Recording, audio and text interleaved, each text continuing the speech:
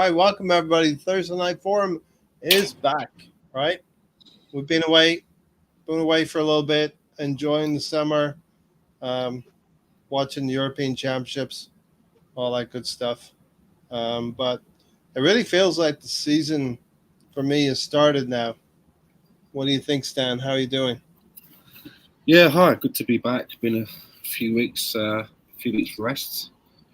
But I kind of agree with you as well. Now that we've got the European Championships out of the way, it kind of feels like the season is starting proper. We're already sort of hearing about teams making signings, teams going off to play their first matches in pre-season or meeting up at training camps.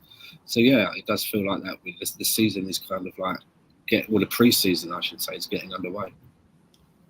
Yeah, maybe Tony will join us a little bit later, and he'll have that countdown clock. We suppose you can't have everything. Start strong and finish, crawling over the line with Tony. Oh well, yeah. How are you doing, Lawrence? We'll have a countdown to your first game next week, right? Yeah, Bournemouth next Wednesday, I think it is. The 24th. Yeah. Just waiting to see Tony and his countdown clock to remind me. Lawrence, is that a new top by any chance? Yeah. Okay. I just asked because I just thought to myself, you still got the tag on there. Yeah, I know. I like to be gold, so All right. Steven's joined us. Evening, lads. Evening, Steven. Everybody check in for, this will be the 7th season that we're starting now. At Arsenal. I think BX, if I'm right, is on his way to the Big Apple. He's on his way to New York. I saw he's packing for New York. He's probably leaving within the hour. So you should give Lolo a shout in New York. I'm sure he probably will. Yeah. Those boys, Spawny Mark and Lolo, they're in New York, Brooklyn. Appreciate BX hanging out with us for a little bit while we figure out the 7th season. And Lawrence, it's got to be 7, right? It's a lucky number. So Arsenal got to punctuate this season with a trophy or two. Well, now Arteta's got to deliver. I'm sorry. This season, he's got to deliver a trophy. No ifs, buts, or maybes. Okay, if he fails again this season, sorry, bye-bye, Arteta, on your way. He's got. We cannot keep going through this every year, and him sacrificing the FA Cup and the Carabao Cup, and then not ending up with anything at the end of the season. We're a big club. We're one of the biggest clubs in the world, and we should be winning trophies. We should be winning league titles. And as I said, if it's the same outcome this year as it was last year, then I'm sorry, he's got to go. Next. I partially. Yes. Just on the back of what Lawrence says, I totally disagree. And the reason why is, obviously, yes, I would love us to win something. I'd love us to win everything next season. If we don't, for me, it's not necessarily you've got to go. It all depends on the manner of how the season went. Do you know what I mean? It really does depend on the manner, of how it pans out. Whether, it's something to do with style of play, the wrong personnel. It depends on. For me, it's not just so black and white. If we win something, you stay. If we don't, no ifs or buts, you've got to go. To me, there are extenuating circumstances. Yeah, but Stan, who remembers the team that finishes second? Someone's got to finish second. Someone's got to finish 3rd, 4th, 5th, 6th, 7th, 8th. Yeah, I know, exactly. We can't all finish first. I know. But like I said, he's been given enough time to sort this out, and he's sacrificed the cups, domestic cup games, to try and get us a league title. as well as early to the Champions League, and it's fell flat on her face on numerous occasions. And as I said, if he's got to deliver, there cannot be another season without a trophy at Arsenal. And as I said, if he cannot get us a trophy come the end of May, then I'm sorry. Thanks for giving us some enjoyment, Arteta, on your way. Finally, I said that to my expert, but that's another story. Give me loads of enjoyment, but anyway, when people talk about Arteta, like the way that Lawrence is like speaking about him, it's like if you just landed here in the spaceship and you just joined the conversation, you would think that Mikel Arteta has never won a trophy while he's been at Arsenal, and he has. And there are other clubs out there that have managers for long periods of time, and they get close, and they don't even get to semi-finals. And I know that we should be better than that, but as I say, for me, it's not so black and white. It depends on. I put it this way: it's like I hate it when Arsenal lose, but for me, it's always about the manner of the loss. It's not just like we lost again. It depends on the manner of how you lost the game. Do you know what I mean? If you're outplayed and you're beaten by the better team, you just got to sometimes take that on the chin. But if you've thrown the game and you've made loads of mistakes, or you haven't prepared right and you've got all your tactics wrong or what have you, then you could be cross about it. Yeah, and we're all casting our minds back to the defeats that we had against Fulham away from home. That's one probably that rankles a little bit. But then the defeat against Aston Villa away from home, or even at home, we probably didn't take our chance against Aston Villa on both occasions, and we probably deserve to lose on both occasions. You could also bring into the argument the Newcastle game away from home. Yeah. But listen, that's kind of why what we are all about here at Arsenal Fan Circle, because we're all going to have different and opposing points of view. Lawrence has said something. Stan has said his viewpoint, and I'm going to take probably parts of each of you of what you've said. And my viewpoint is he really needs to be winning trophies next season, but I'm not going to sack Arteta if he doesn't, because I can see the growth within the squad. But yeah, Lawrence, I think at the end of the season, you can quote me on this, at the end of the season, I think we'll be looking at some kind of a trophy at the end of this coming season. Exactly. You look at Eric Ten Hag. 2 seasons at Man United, he's won a trophy each season, and yet United have been shit both seasons. Yeah. Compared to Arteta, he's had a better. Excuse me. Well, yeah. If you're rating it if you're going to rate your season just on trophies, I would agree with you. But we've had a lot of enjoyment, and there's, as Stan said, we get annoyed when Arsenal lose. It ruins our weekends, but we haven't had many weekends that have been ruined because of Arsenal in the last 2 seasons, especially. If we go out and we spend somewhere between 80 million to 200 million in the summer window, somewhere between there, and at the end of next season we finish third. We don't, we basically struggle to get out of the Champions League group, don't make it past a group of 16, struggled in the cups, then that's going to be a huge disappointment. And then you've got to say to yourself, well, then how have we regressed? And has this, is it time for this manager to go? That's a different circumstance, right? But if we finish 1 point behind City, there's been a couple of games during the season where VAR, fucked us over like they usually do, and we finish 1 point behind, and we get to a quarter-final, semi-final in the Champions League or whatever. I'm still going to be. I would still probably want to continue with the continuity of what we're doing, rather than just ripping it all up, getting another bloke in who'll have a different viewpoint, who want more money, who'll get rid of some players that we like, or misuse players that we like, want to bring in players that he likes and probably that we won't like. I don't want to go through that if we don't have to. You know what I mean? For us to have to bring in another manager and start again, it's got to get really, really bad for me to go through all that. And I only say that because you know, there are two teams that lost a legacy manager in Man United and Arsenal. We both got, you know, they lost Ferguson and we lost Wenger. We managed to kind of get it right after Emery, you know, it was like the second manager in, whereas Man United, Jesus Christ, man, I mean, they've tried it all, haven't they? They've tried everything.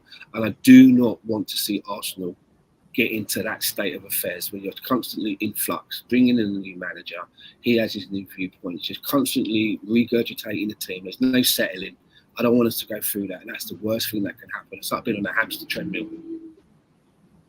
Yeah, that kind of leads into what Stephen's asking here. How would you look at concentrating on the FA Cup and winning it, but finishing third or fourth? Is that a successful season or a step backward? I'm on record as saying, you know, when you win a trophy, it's a successful season. So I would rate that as a successful season, winning a trophy and being eligible for a Champions League campaign again. What do you think, Stan? Yeah, I would, you know, and I really want Arsenal to get a 15th FA Cup. 14's a dodgy number, 15's nice and roundy. It's around sort of prime number. So I want us to get that. Yeah.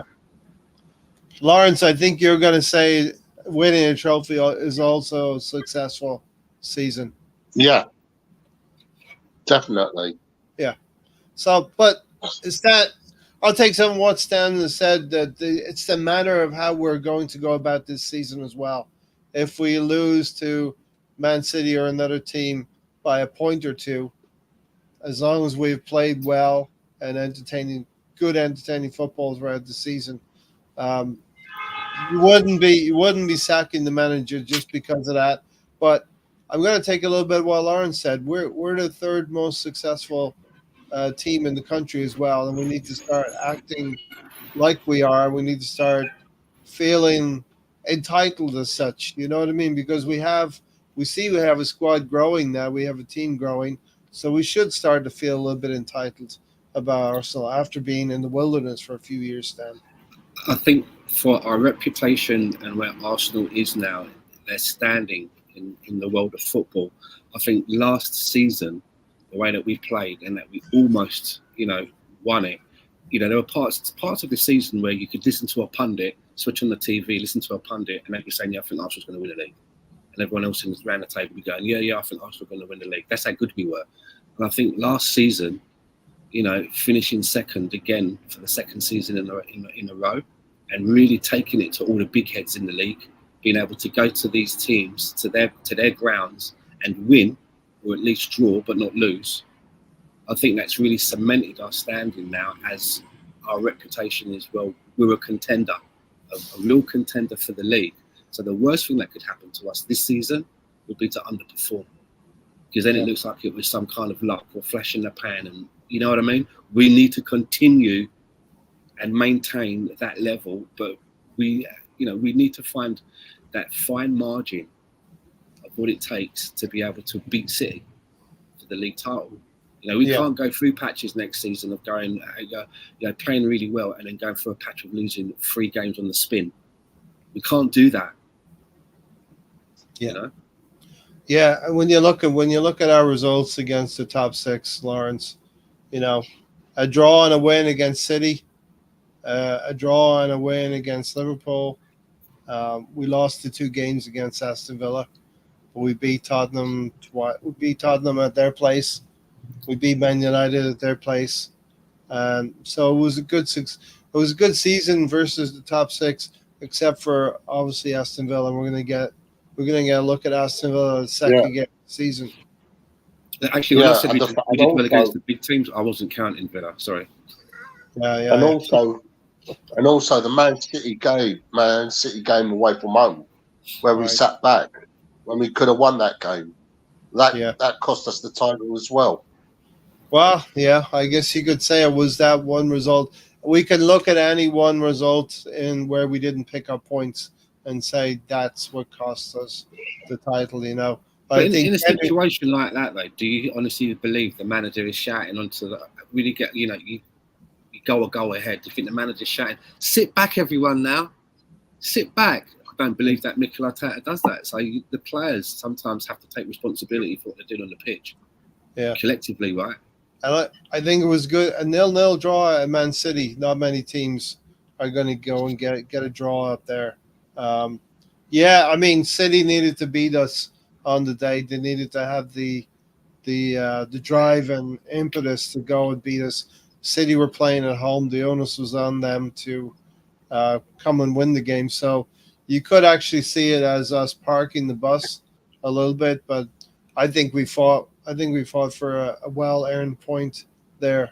There was lots of places last season where we could have picked up those extra points, but that's rehashing, right? What happened last season. So here we are at the end of a European competition now, the Euros, and unfortunately England didn't make it all the way and win the competition. So it's kind of the worst case scenario. You've got Ramsdale, who didn't play very much, but you got Declan Rice and Bukayo Saka especially. Maybe a couple of other players we're going to target in this summer window, but they're going to miss a couple of games at the beginning of the season as well. They're probably going to go on their holidays now. I don't know if you're going to see them in the US, Lawrence, is what I'm saying. I doubt it very much. And also, I doubt if we'll see them until after the first international break after the season, because after the first 3 games of the season, there's an international break for World Cup qualifiers. Yep. So it's very likely we won't see Saka and Rice until the second week in September. Which will be then the North London Derby, right? If I'm looking at that correctly. Yeah. If I'm the manager and either one of them are saying, it's okay, boss, I'll join the training camp and come back early, I would be insisting that those 2 players especially need to have a holiday. Yeah. No, you need to be able to get some wind back into yourselves, and you need to, rest your legs for a bit. Yeah. So especially Saka, he doesn't know when. Saka doesn't know when he's going to get when his next rest could be coming. Right? Take it now. You could see Saka was like really hurting after that final as well. With Arsenal, Declan Rice and Bukayo Saka just missed out on a Premier League title. Well, we knew what City were back then in May, and on Sunday they just missed out on the European Championships as well. And it's David Raya, who's the Arsenal player, who's bringing the medal home. Hawkwin has joined us. Cheers, Hawkwin, for joining us. I did notice that Declan Rice seems to have come out of his Euro. What is Declan Rice? What does he even do? He's not, he's nothing compared to Rodri. I'm just paraphrasing things that I've heard quite a lot about. We need to be asking questions about Declan Rice, and this is the things that I'm hearing. Yeah. But as I understood it, there was a time when you looked at the stats for the tournament, and it was Declan Rice and Bukayo Saka that had all of the highest stats when it came to the most progressive things on the pitch, whether it's passes forward, moving the ball forward, getting into certain areas. They had the highest stats. Yeah, Declan Rice seems to have come out of the Euros, from what I can see, just taking a hell of a lot of flack and a lot of question marks about, as I say, what does he even do? And it's like, does nobody remember that he's elevated Arsenal since he's come into Arsenal as an Arsenal player, and he had a long season, and he must have been absolutely dead on his legs in that tournament, as a lot of other players are, but it didn't help the way that the team was set up around him as well. You could go right into it and look at the way that the team was set up and how unbalanced it was. Yeah. So you're not going to get really. He never really had that partner in midfield. He never really had that partner. England had a lot of good players going forward. They have decent defense at the back. Fullbacks may be questionable in that situation, but Declan Rice was really the only truly recognized central midfielder in that Here's squad. My one opinion on the whole of the English trip to the Euros. What I noticed was England kept going behind in a lot of their games. And so Gareth Southgate kept going to the bench and using a pool of players to come on and get him out of the shit. Not once did it ever occur to him why don't I try starting with those players that are getting me out of the shit? And maybe we won't go behind, and maybe we'll go ahead in games and be able to build on something. He never did it once. Yeah. There is a bank of players in England, in that English squad, that are probably what Arsenal need to do this summer. We need to fortify our squad with a bank of players who can come in and affect games. England were able to do that with Cole Palmer, with Ollie Watkins, Eze, a player that I hope Arsenal are going to continue to target. And a couple of other players like Kobe Mainu and Trent. These are the players, even Anthony Gordon, who didn't get much of a run. But these are the kind of players that England could build for the next 2 years on. Yeah, but you have to ask yourself, why didn't Southgate start these players at the beginning of games? Why did he have to bring them on 10 minutes from the end to save his hide? And this is just my opinion of Gareth Southgate. I think he's stuck that in the mind that he's still managing Middlesbrough. He thinks the best way to win a game is to go one goal up and then just sit back and let the opponents come at you. Yeah.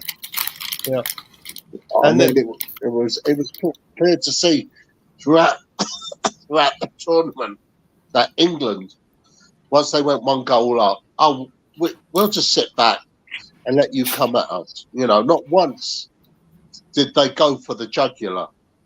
I mean, they could have. When they equalised against Spain, that was the opportunity to go for the jugular, and they didn't take it. They sat back and allowed Spain to gain control of the game. Yeah. And that's the problem when you have That's the problem when you have someone like Gareth Southgate, who can only play one way. Yeah. And of course the news now, Gareth Southgate has stepped down.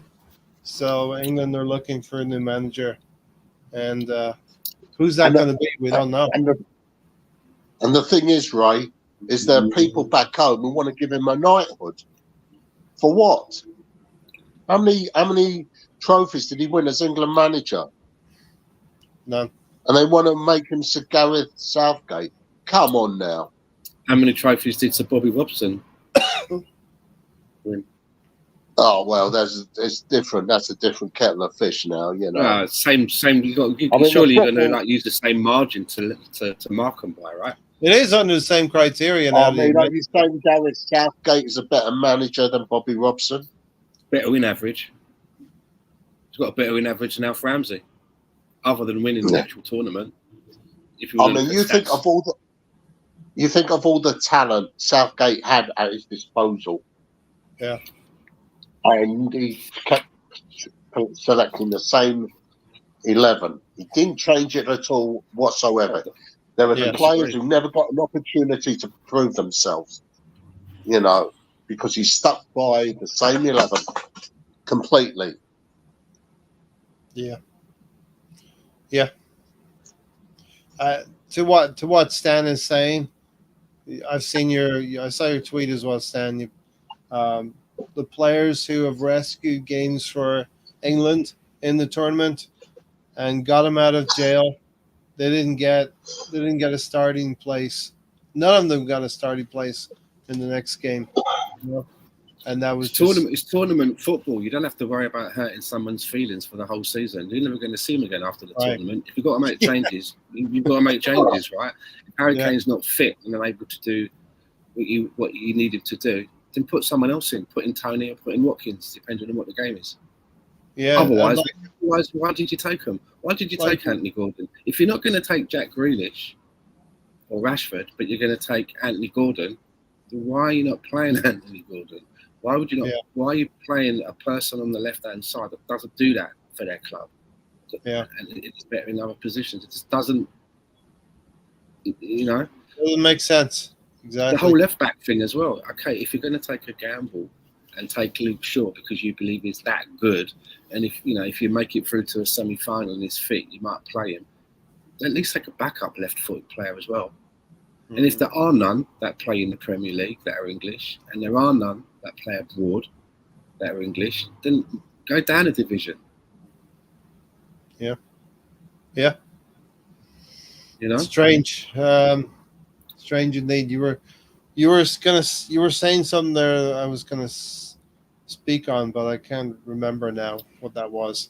well, for the new England manager, if you want my two cents on that, Yeah. I've always felt that when it comes to international football, is that it should do exactly what it says on the tin. Therefore, a team from each country, you know, should be led by a manager of that country. You put the best that you have against the rest, right? Wow. And it's okay saying, well, you know, that's not fair because some countries, their managers are shit. Well, then, if you know, that's up to England then to make sure that they start developing England managers. Because at the moment, the only two choices, if you're going to go, if you know, now that I've said that I prefer to have a manager from that country. Now I've narrowed my choice.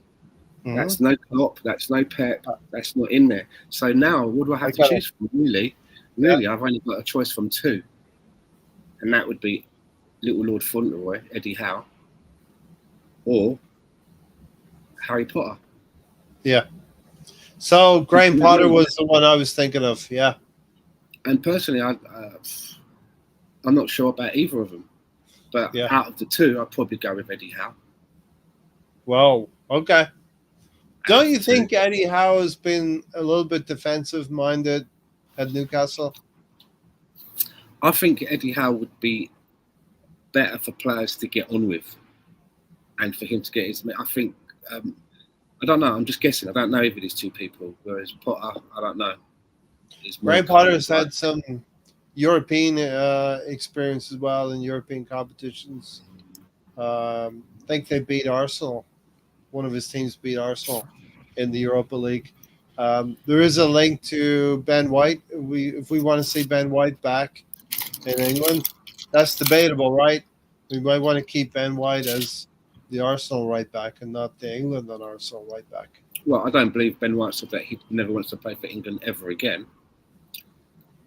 I think it was just the current, the previous environment, which has now changed. Yeah. So if he gets a call up, by the new coaching staff or whatever, different story, isn't it? Yeah. And I subscribe to the viewpoint that both the goals came from I was going to say Des Walker, Kyle Walker's mission. Roy Walker. Yeah, and it's funny, isn't it? Because Kyle Walker is actually in the team of the tournament as the right back. So, what about Carvajal or something? Is the Real Madrid player? He's beaten out the Real Madrid player. Yeah, Kyle Walker. That won the competition. But yeah, I think both goals came from his side. I actually think if Ben White had been in the team, so if you rewind it all the way back to the previous competition, and there's no dust up with Ben White, or Gareth Southgate actually backs his player rather than his coach, Ben White's still in the tournament. He plays right back, and England might well have won the competition. Is that too easy to say that? Well, I would say that when you've got a player as talented as Saka is, and how important he is to England, because he did get England out of jail on occasion, then if the right back that plays at club level with Saka is good as well, why wouldn't you put him in the team? You've got a choice of perhaps Ben White or Trent Alexander, and as good as Trent Alexander is, he don't know Saka. You see what I'm getting at? There's an understanding there, and if that is going to give you, increase the percentage of Saka's play, because he knows when the right back is going to be moving up or overlapping and whatever. That's got to be worth it. And this is why Stan and I think we think alike a lot of the time, Stan. So we have not conferred, we have not talked during the week, but I was thinking about this as well during the week, that it's like Neville and it's like Beckham. You know, you had You had that tandem down the right-hand side. And I actually looked at the caps. Gary Neville is the most capped England right back in the game, but his talent level is questionable. But he was there in that team because of that understanding. You know what I think about Gary Neville? When you say his talent was questionable, maybe there's some bias in there because, you know, he's a bit dickhead at times, what have you. But for me, his place in the team is kind of a little bit like a Nacho Monreal was for us, even though he was on the other side. And what I mean by that is, you know, they go about their business very, very efficiently. They understand what it is that they're supposed to do. And it's very rare that when they play, that you look at their match rating, it's very rare that they got below a 7. Yeah. I'd even go back to an Irish... I think that Gary Neville is kind of a similar player. Dennis Irwin. Look how many managers he survived. And, you know, he managed to stay in the team for so long. He managed to keep his place. And, you know, Alex Ferguson wasn't amiss to rotating or upgrading on a player if he wanted to. Yeah. So I got to looking at the caps that Beckham and Neville obtained for England, and you know, David Beckham obviously had a little bit of a longer career, so he had 115 caps, but Neville's right behind them on 85. So, you know, there was only 20 games where they really didn't. They may have not have played together for 20 games. So, England had that tandem of Gary Neville and David Beckham, and they were enjoying the Man United understanding for all of those years as well. So, could they easily make a case for Bukayo Saka being more comfortable with Ben White, and it would look a lot better in the England setup in the next couple of years if of course, you know, I can't imagine a Graham Potter or a little Lord Fauntleroy would pass up bringing Ben White back into the fold, you know. Yeah, it doesn't mean that Trent Alexander can't be in the squad. They can both be in the squad, right? Yeah. You know what I'm saying? Yeah. As Stephen says, White over Trent any day. White can pass, run, and defend, and knows where Saka will be. And that understanding, you know, we're talking about percentages when it comes to England and this they're calling it a golden generation. And it's just a few more percentage points that England need to get over the hump. Even if some of the like Harry Kane leaves the team, it could be a good thing for England because you have Ollie Watkins coming through, you have Cole Palmer coming through, you have a lot of talent coming through that's going to be there beyond Harry Kane as well. Does anyone think the FA is capable of picking the right manager after 8 years of failure by Fraudgate? Yes, Dan? I just think, you know, for me, I think you've heard me say on this channel quite a few times that I don't really watch a lot of international football. I don't, you know, this tournament's coming up, but I did watch a lot of this one. You know, I did watch quite a few games, not just the England one either. And I never thought England were going to get to the final. Yeah. But they did. Yeah. They struggled. They won a penalty shootout. I mean, I was like, when we went to a penalty, I was like, here we go again. Seen this before. Do you know what I mean? I've seen this story many times. You know what I mean? Many years. Yeah. Come it. And I think one of my opinions is with Gareth Southgate. He was a defender as a player. He seems to be a very defensive-minded coach. But he's in a period now where he's been blessed with a lot of creative players. And maybe that's not really his thing. Yeah. You know, I think, you know, maybe if he had his way, he'd always play a back four with 2 anchors in front.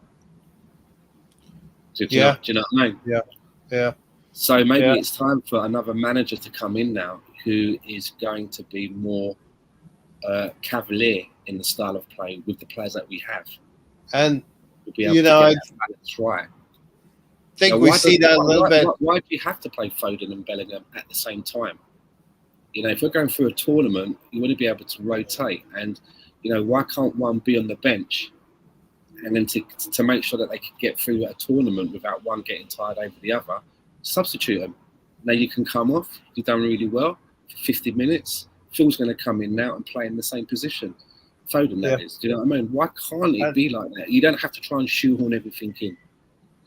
I think Even when I saw Trent Alexander with a number 8 shirt, I burst out laughing. I remember seeing it the first time. It was something I can't remember what it was, and he had a number 8 shirt on. I burst out laughing, man. I got a thing about squad numbers where they should be on the pitch. I was like, that's just ridiculous. That's up there with giving Gallus a 10. Yeah.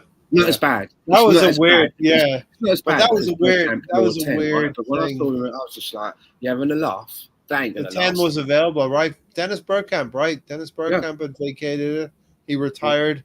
I think there was a couple of other players even before William Gallas wore that 10 before that. So Bergkamp, in between Bergkamp and Gallas. Show me a was number couple 10 players. after Bergkamp that's flourished. Yeah. Can you name one? Emile Smith Rowe had that 6 months, right?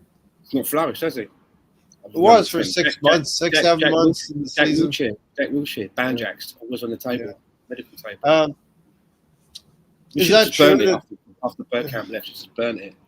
Yeah. Yeah, sometimes the shirt can be too heavy, right? Is it true that Southgate is willing to be U.S. team manager? I wouldn't be surprised. What's next for Southgate? What's he going to do next? I don't know. They were talking about Man United, but they've already given Ten Hag a contract. I mean, you know. Here's another thing from Bandem 14 us. The Euro and Copa America. If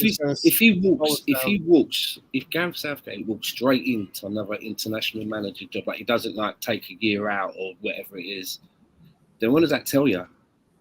Why would you walk out of the England, right, when apparently, from what I understand, that the old duffers up at the FA wanted to continue? Yeah, they wanted. It was Gareth Southgate that was like, it's time to bring this song to an end. So why would you then walk into a team lower down on the grid? For me, it's probably for him to be like, maybe there's less heat. I wonder if he's going to end up expectations, media, that kind of stuff. Maybe it's, do you think do you know what I mean? Maybe he had enough of that. Do you think he could end up at Man United, Stan? Do you think something sensational could happen? Yeah, Ten Hag out the door. But it looks like Man United are getting their act together, right?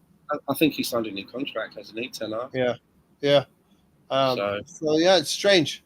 The Euro and Copa America is going to slow us down. I think it slowed a lot of teams down, a lot of club teams down.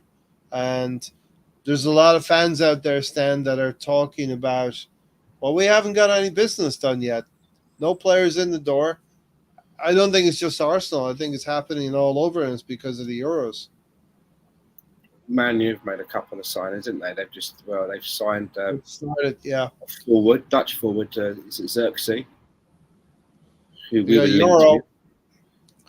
linked with, but then again, who are we not linked with? And then there's talk now that they've just signed this young defender from Lille, Lenny Yoro, for about 50 mil or something like that, 45, 50 mils at 18. Big prospect, they say, could be the next big thing in French football. Apparently, Real Madrid and another team went in for him, but didn't want to pay that money. Yeah, whatever it was, and Man United have come in and just put their dicks on the table. So this seems to be the new trend in world football, right? We've seen it with Man United. You pay for a prospect, you pay for something and sometimes you pay a lot of money for a player who may become world class, who may get there in the end. Had Højlund, right? Højlund was something like 70 or 80 million. 72 million, something like that. And funnily enough, just before I came on here, I was watching something, and they were on ESPN. It comes up on my YouTube feed, and they were saying that he's played 43 games for United. He scored 16 goals and got 2 assists. So, I mean, not bad. Okay, let me ask you, what do you think of that return? I think that's not bad for a first season. That's not bad for a first season, and it's probably in all competitions. And it's funny you say that, because when it come up on the screen, games played, how many goals, how many assists, I kind of went, not bad, young lad just come in. But the people on the TV on the show, they were talking about how like he's flopped. It's not enough. No, It's a no. failure. And I A was young like, kid, shouldn't it? young kid coming to Man United, you know, for the That's first a lot more than season. Gabriel Jesus would have got. Talking about Hoyland, Lawrence. They were saying that. They were saying that United. he's a third. This is what one of them said. He's a third or fourth string striker in the pecking order, who's having to play as the number one. And I was like, that's harsh. Third or fourth. He's up behind Eddie. I was like, really? Right. If you put that, yeah, if you Eddie. equate that to Arsenal, we got maybe That's what I was Havertz, we got thinking. Jesus, we got Eddie. So that's very harsh. I would probably even stacking him up against Jesus, you know, wouldn't look good for Gabriel Jesus in that sense. You know what I mean? Third or fourth. But, He would. They reckon that if he was in the normal squad, he'd be third or fourth in line for the throne. Yeah. And it's being made to us. So 72 million. They were the way they were sort of framing it. It did sound like, you know, I was like, you should have just talked about Anthony, man. Everyone would have bought into it. So Man United, yeah, they're making some moves. They got this Euro kid for 50 million from Lille. They've got this Ugarte. Ugarte is a good player, I think. Bukayo Saka knew all about him a couple of seasons ago. A little bit dirty, so put him in with Lisandro Martinez. And Manchester United could be a bit of a dirty team and rack up some yellow cards and suspensions throughout the season. But I think the real big one is this Euro, and they're already sort of Manchester United fans. Lawrence are comparing them to Xerxes, but this Euro they're comparing them to Saliba right now, and that's a bit of a hype. They're hyping the kid up too much. I know Real Madrid's been involved. I know he's going to United. He's a highly rated central defender, but he's still very, very young. They're calling him the next Varane, but William Saliba is the real deal. You know. So what do you think? What do you think of that? Man United. Oh, you asked me. Either one. Jump in. I'm not bothered about anyone else, Ray. You know, only bothered about what we do. Right. You know, so, how good is Saliba then in that context, Lawrence? How good of a European championship did he have? Well, considering the players he came up against in Germany, I think he's one of the best central defenders in the world today. Yeah. I mean, you look who he came up against, and he had them all in his pocket. Yeah. I'm glad Lawrence has raised that because, you know, looking at what people are saying on social media, you know, obviously because we've just had a tournament on, people talking about players. I'm seeing a lot now. William Saliba, people are saying that he's one of the best centre backs in the world. And when I say people, I'm not talking necessarily about other footballers. I'm just talking about people on social media, whatever. And I just wondered, is that really true? I just wanted to gauge it from people in the chat box. I think so. Yeah. Do you believe that William Saliba is one of, or is the, not one of, is the best centre back in world football right now? Is that accurate? Or? Go ahead, Lawrence. I think you've got to put him and Gabriel Magalhaes as the best central partnership, central defensive partnership in the world. Right. Can you think of any other central defenders that are up there with them, with those two, with Saliba? No. You know, Saliba started this competition, the European Championships, on the outside looking in. And I think there was an injury to Konate that allowed him to get into the team and play. And Deschamps didn't bat an eyelid after that. He stuck with the kid. He played through the whole tournament, and he had a good, as Lawrence said, a very, very good tournament. And the one knock against Saliba by rival fans was, well, he can't get into the French team. Well, now he has broken into the French team in the midst of one of the big uh, summer championships tournaments. You know, you can only go. The only thing bigger than that is going to be the World Cup in I 2 think it's years. probably fair to say that he broke that tournament. He broke into the French team, and his performances cemented his place. Whether Didier Deschamps stays or somebody else comes in, they're going to be picking Big Bill Saliba. Yeah. He's in the squad, right? And I'm listen. I might have been biased in the Manchester United sense against them a few minutes ago, but I definitely feel that William Saliba is a better defender than Konate is. Who Konate has been The Upamecano, Jesus, Upamecano. Upamecano as well. Yeah. I Although love it does look like the Upamecano might be the partner for him moving forward for France. But yeah, William What Saliba. about Fofana? He's rated as a good defender. I'm just trying to think of any alternatives. Is there anyone you think is a better defender than Virgil van Dijk? Virgil van You know, Dijk has been named I for a think while, Van hasn't he? I think Van Dijk has plateaued and dropped off a little bit. Agreed. So there's a mystique still around Van Dijk that the commentators, ESPN commentators, whoever it's going to be, they're going to hold on to that. Virgil van Dijk is a Rolls Royce. He's the one pivotal player at Liverpool. You know, the talisman at Liverpool. Every team is going to have a talisman, and Virgil van Dijk is seen as probably the talisman at Liverpool. What about Rudiger? Yeah, I mean, that's a good shout. Rudiger's far better than Saliba. I don't think so, though. Because we got to remember as well. The reason I'm asking this is it's a great accolade to put on William Saliba. But how old is William Saliba? Yeah, very young, 22, Yeah. I think, right? So it's 21, really good 22. that in a 21, 22-year-old central defender, which is a real position that you learn over time, isn't it? Working in defence, I think. Yeah. You know. Yeah. That he's getting his accolades, but to say that he is better than someone like a Rudiger, for example, who has the years of experience.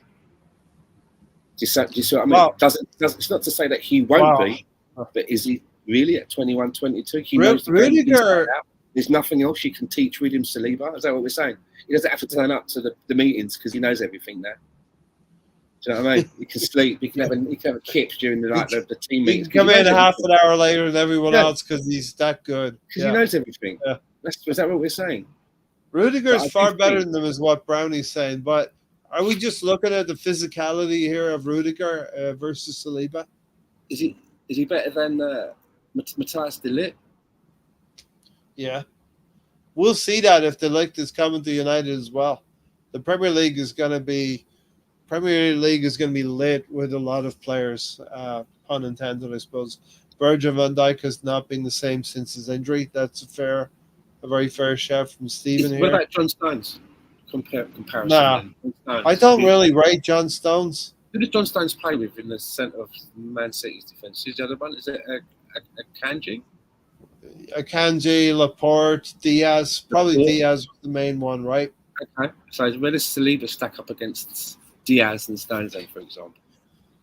It's hard when you're an Arsenal fan. It's hard, and Lawrence can probably chime in on this as well. But when you're an Arsenal fan, you always think your player is slightly better than Diaz. I actually think he is better than Diaz as well. I'm going to back it up. Saliba. Okay. So yeah, there's a few defenders in there, Lawrence. Who do you think? We mentioned Rudiger. We mentioned Virgil van Dijk, Diaz. Does any of them come close to Saliba? Or are we biased or what? I'm not saying it because I'm an Arsenal fan, but as a football fan in general, I don't think anyone comes anywhere near him. Yeah. And what could be the danger? I just can't think of anyone who can. Big fun. What could be the danger for Saliba? It could be an injury, like Virgil van Dijk. Yeah. We don't want that, of course, So we need to be careful as well in the sense that Mikel Arteta goes ahead and brings in a couple of quality players. We already have, there's a couple there that haven't played really last season as well. Tommy Esther's got to come back. Timber. See, for me, that's how we've got to get some good cover in for Saliba. He plays every game and he's rest. I'm like, if he can actually play every game, I'll play him in every game. If he doesn't That's a lot. need to be rested, but if he actually can, if he physically can, and he seemed like he went through last season and went into the tournament, maybe he's one of those players that can. The reason what I'm saying is, obviously, I'm going to be getting advice from the medical team and that, but I'm not going to rest him just because I can. I'm going to rest him if he needs it. But if he can, and he can go in the next game, and he's not in the red, remember Arsene Wenger said, well, if they're in the red, you know, I think if he's got stuff in the tank, I'm still playing him. I think it's very important now. But I think it's very important. And welcome, Alonso, for joining us. I'm looking at that little green energy bar over his head. I'm like, is it full or not? I think it's very important. The amount of football that we've played. Yeah. The players have played, and the bigger players have gone into the. Alonso, you slag. That's what Stefan said. Very important. The amount of football that's been put into your legs. You slag. What about Stones and Romero? So, Alonso, we're talking about William Saliba here. What are your thoughts? He had a great European Championship, right? Here's a question, Alonso. Do you think, right, that William Saliba is the best central defender in the world right now? The best? Leading the witness. I think so, because the way he leads the line for Arsenal, we always complain about how, Gabriel didn't have a proper partner, right? And he surpassed Gabriel by a little bit, not so much, but the way he commands respect amongst his opponents, whether it be for club and country, is quite remarkable. And at his age, having that confidence is pretty. I haven't seen it in an Arsenal center back in quite a long time, and to have that presence is like almost like a captain, but not really. He's very soft spoken, very humble, so he doesn't want all the attention, right? He rather have all the attention go to Megalesh, and rightfully so, I guess, but to have that respect amongst your teammates and also your opponents at that age is something special. And I haven't seen that in quite a very long time. So fair play to him. He came from France, was loaned out, I believe, 2 times, and to come back the way he did to a team that needed a proper defender makes Gabriel Magalhães' job easier. And he just makes everyone better, the center backs and the full backs better. So we're very, very lucky to have him. Yeah, 100%. Now, there's a little thing. Welcome, Russ, as well. And welcome everybody here who's watching. Stefan as well, who's watching. He's going to make us a lot of money one day. He is, right? William Saliba. Yeah, one day he will go somewhere else, right? And when he does, he's going to make us a load of money. Right, that's the question. You remember how much we acquired Saliba for? Yeah, it was like 24 million or 23 point something around there, wasn't it? I have it around 27. Okay. Okay, but I want to play a little game tonight. What do you 27. think? What do you think you would sell for in the open market right now? Ooh. Or the dark market? I would say 200 million. 200 million. Yeah. For sure. Dr. Evil. Well, I think it's the most expensive that's been paid for a centre back. Still Harry Maguire's fee. Which was 30 million. Yeah. 75 million pounds was Harry Maguire, right? Yeah. So there's your starting point, right? It's above that, right? Start at 70. 70 and up. Throw a number in the chat box as well, people, and watching. We got it for 27. We could probably easily triple that, right? 81 million. You could buy Osimhen for about 112 million. To put these things into perspective, right? But he's young. He's got a long contract ahead of him, which helps. Not that we want to sell him. Declan Rice for 105 million. Yeah.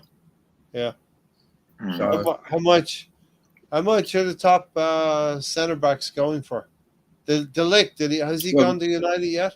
no, they're saying De Ligt is going to go for maybe a good cut price because he's had such a dip in form. Mhm. Okay. You know what I mean? So his fee is down of what they will get him for. But Harry Maguire was 75 million, right? Use that as I can't believe the list is already going to go on his first team since he's been a pro. Seems like he went to Ajax, Juventus, Bayern Munich, now Man United. So he's been around. And he's still very young too. Yeah. If someone was coming to me now with an offer, they'd have to be opening with 90 million, I think, if I was the guy in charge. 90, and they want to get my attention for a chat. Doesn't mean I'll accept it, but that's what they've got to start coming in with. So over 3 times his original fee. So Arsenal kind of outsmarted the market, right? Isn't that what you call it? Outsmarting the market. Had that spell where he had to go to Marseille, play for a couple of seasons, and of course everyone knew that Saliba was always going to play for Arsenal, right? Yeah, that's what Tony says. Deschamps thinks that Saliba, and shout out to Tiger and Gunnar as well, is the best. He never dropped him in the tournament after his comments previously. There you go. 120 million. So anywhere between 80 and 120 is what we're looking at. 200. Lawrence wants to keep Saliba forever, so he puts a 200 million down as a release clause. Yeah. We why want not? to keep Saliba. I'd love it to be the next Tony Adams, a one-man club, stays with us. Keep all him the for way 5 through. seasons and win a lot of trophies with him. But he's not English, is he? So there's always going to be a draw. He's not actually English. And do you know I'm getting by that? Yeah. At some point, maybe he wants to play for, Paris Saint-Germain, biggest club in France. Who knows? Maybe he's got aspirations for a Real Madrid or a Barcelona, which a lot of kids do on the continent, right? When you're born in the continent. So. Yeah. All right, so I'm going to throw another name in. We're going to pick some Arsenal players that we could feel that their market value is a lot more now. So I'll have Alonso, Stan, and Lawrence pick one as well. But I'll go with Martinelli. What price for Martinelli now? Picked him up for $7 million. And, he had a bit of a dip in form last season, but he would still sell for a pretty high price. Alonso, yep. Yeah, so on his game, he could be a real force to be reckoned with. When he's not hurt or when he's motivated, he can prove a lot of people wrong. And I've said this before, how he has the tools to maybe be a striker one day, and you've seen lips and pieces of it here and there, but not as much as I would want. But maybe he could make that move someday to become a striker. Maybe this season, Alonso. What do you think? Yeah, I think if the time is to do it, is to do it now. But yeah, I think despite the form, he still draws attention. I think teams wouldn't want a player like Martinelli. With that said, I would price maybe about 50 to 60 million. So because he's still very young. And he could still be he's one thing about Martinelli is I have an issue with, and maybe I'm wrong here, but he just dribbles way too much towards the goal. Yeah. And he just start taking more chances to shoot more, like he did when he broke out, when he first broke out. But I think that there's still time to improve. But yeah, I think he'd be a perfect striker for the way Arteta the system is ran. So I give it maybe 55 million euros. That's not a bad shout. Lawrence, what do you say about what do you say, Lawrence, about Gabriel Martinelli? He had a tricky season last season. Alonso and I want to see him if Trossard's playing on the left, I still want to see Martinelli in the team through the middle or on the right side for Saka maybe. Yeah. And what think value would you Arteta put played on Martinelli? Go ahead. I think Arteta played him out of position for most of the season. So I would say somewhere between 40 and 60 million. Mm-hmm. All right, we're getting about 55, 60 bags for Martinelli. That's not bad. Do you think he can bounce back next season, Lawrence? And he might have had a lot of I injuries don't last see year. why not. I don't see why not. Just get a couple of goals. You know, it's like riding a bike. You know, once you fall off, you get back on, don't you? Yeah, exactly. All right, Stan. What value are you putting on Martinelli? We picked him up for $7 million. It was a project. Well, when I look at these things, and I'm trying to play this game of what I think a player may be worth, I try to use comparisons of what has gone before. So right off the bat, right, you've got to look at the sale of Anthony from Ajax to Man United. That was 80 million, I think maybe euros, not pounds. Yeah, and this is a player that got that sale and had never played in the Premier League before, was unknown. So and then you've got Esse. Was it Esse or Eloise? One of them's got a buyout clause at Crystal Palace for 60 million. Again, now these are players that have not had any Champions League experience. They've not been fighting to win the league like Martinelli has. So I would have to say, again, if you're coming to talk to me and you want to get my attention, you got to start off with that same fee that I said about Saliba. You got to start talking to me at 90 million. Yeah. Wow. That's not bad. Because how could I start having conversations at 65 and I'm looking over at Anthony? Do you know what I mean? I'm looking at Anthony and I'm thinking, like, surely this guy's got more value. 10 to 12 times his original. Well, what we bought him for, let's say 7 million. Okay, I made this high. I say you got to start talking to me at the same price that Anthony got bought for. Let's say that 80. Okay, 80. Yeah. All right. And Steve Round, I remember Steve Round in the documentary. He's like, I love that kid. I love him. He just comes, he trains hard, he's got enthusiasm, and he loves Arsenal as well. I would love to see nothing more than Gabriel Martinelli getting back to 15 goals a season in the league. And if he's got to up the assists as well, as Alonso said. He's got to get his head up and start finding players in positions that could score as well, because he runs down blind alleys. Mm-hmm. I do think the emergence of Leandro Trossard on that position could really help Martinelli, because I think players need to have competition. They need to understand that you can't have a bad game and con yourself into thinking I'll make it up next week because I know that I'm going to get picked. You need to have that pendulum over your head that if I have a bad game, there's somebody else knocking on the door. And if they do get in, you know that you've got to up your game now in training or when you do come off the bench to win that place back. So it could be the making of him. Right. Next season. So, Alonso, we're going to come to you next for a player to pick who's increased their value. I was first last time. Huh? I was first last time. You were first last time? Yeah, go Lawrence, man. Yeah. Oh, yeah, but you want to pick – no, you can pick a new player now. Oh, you want me to pick? Okay. Pick a new player that has increased their valuation. So we can sell now for a profit, let's say.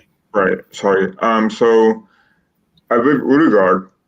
I think when we got Odegaard from Real Madrid, right? He was always passed up by Carlo Ancelotti, and also he was loaned out to several places as well. So, I remember reading on him, being a wonder kid and all that stuff. And, when he came out, I also remember the first time we got him on loan.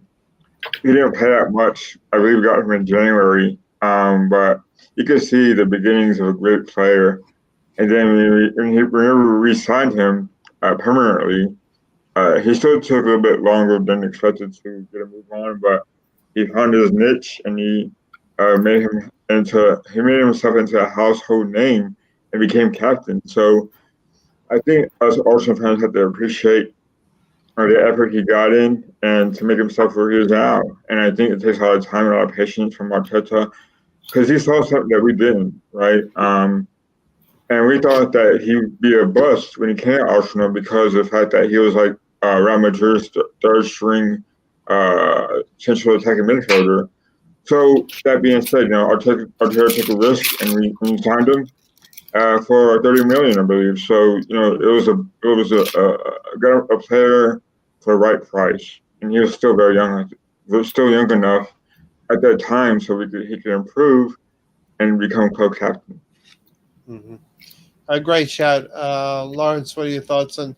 Oh, first of all, Alonso, what price are you putting on him? You want to sell? Oh, me. I go as high as maybe 80 million. Yeah. Lawrence, what are your thoughts on Odegaard and what value would you put on him today? Yeah, well,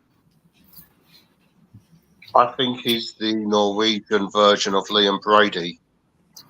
Anyone who remembers Liam Brady, very much so. What a player he was. That's a hell of a compliment. You've just handed the young lad there, Lawrence. A hell of a compliment. I know, but that's what he reminds me of. When he's on the ball, it's like the ball is stuck to his foot. No one can get it off him, and that's what Liam Brady was like. And as a valuation, I've got to say 90 to 100 million. Yeah. But I didn't see enough of Liam Brady, unfortunately, being Irish as well. I would have loved to. I just came in to it when he was finishing up with the Ireland setup under Jack Charlton. Ireland had a lot of success under Jack Charlton, but it just wasn't the kind of football for Liam Brady. So was he very did he have the same action, Lawrence, as Odegaard does? Yeah, I mean, he was just magical. When he got the ball, he attacked. He ran up other teams' defenses. You go onto YouTube and you see some of the goals he made and scored. Yeah. I mean, I grew up watching him. And as I said, I see all of those traits in Martin Odegaard because he has the same vision and he knows where to play a pass. He's in sync with Saka. The two of them work perfect together on the right wing. As I said, I can't give any other example of another player. I mean, I don't think Mesut Ozil is fit to lace Odegaard's boots.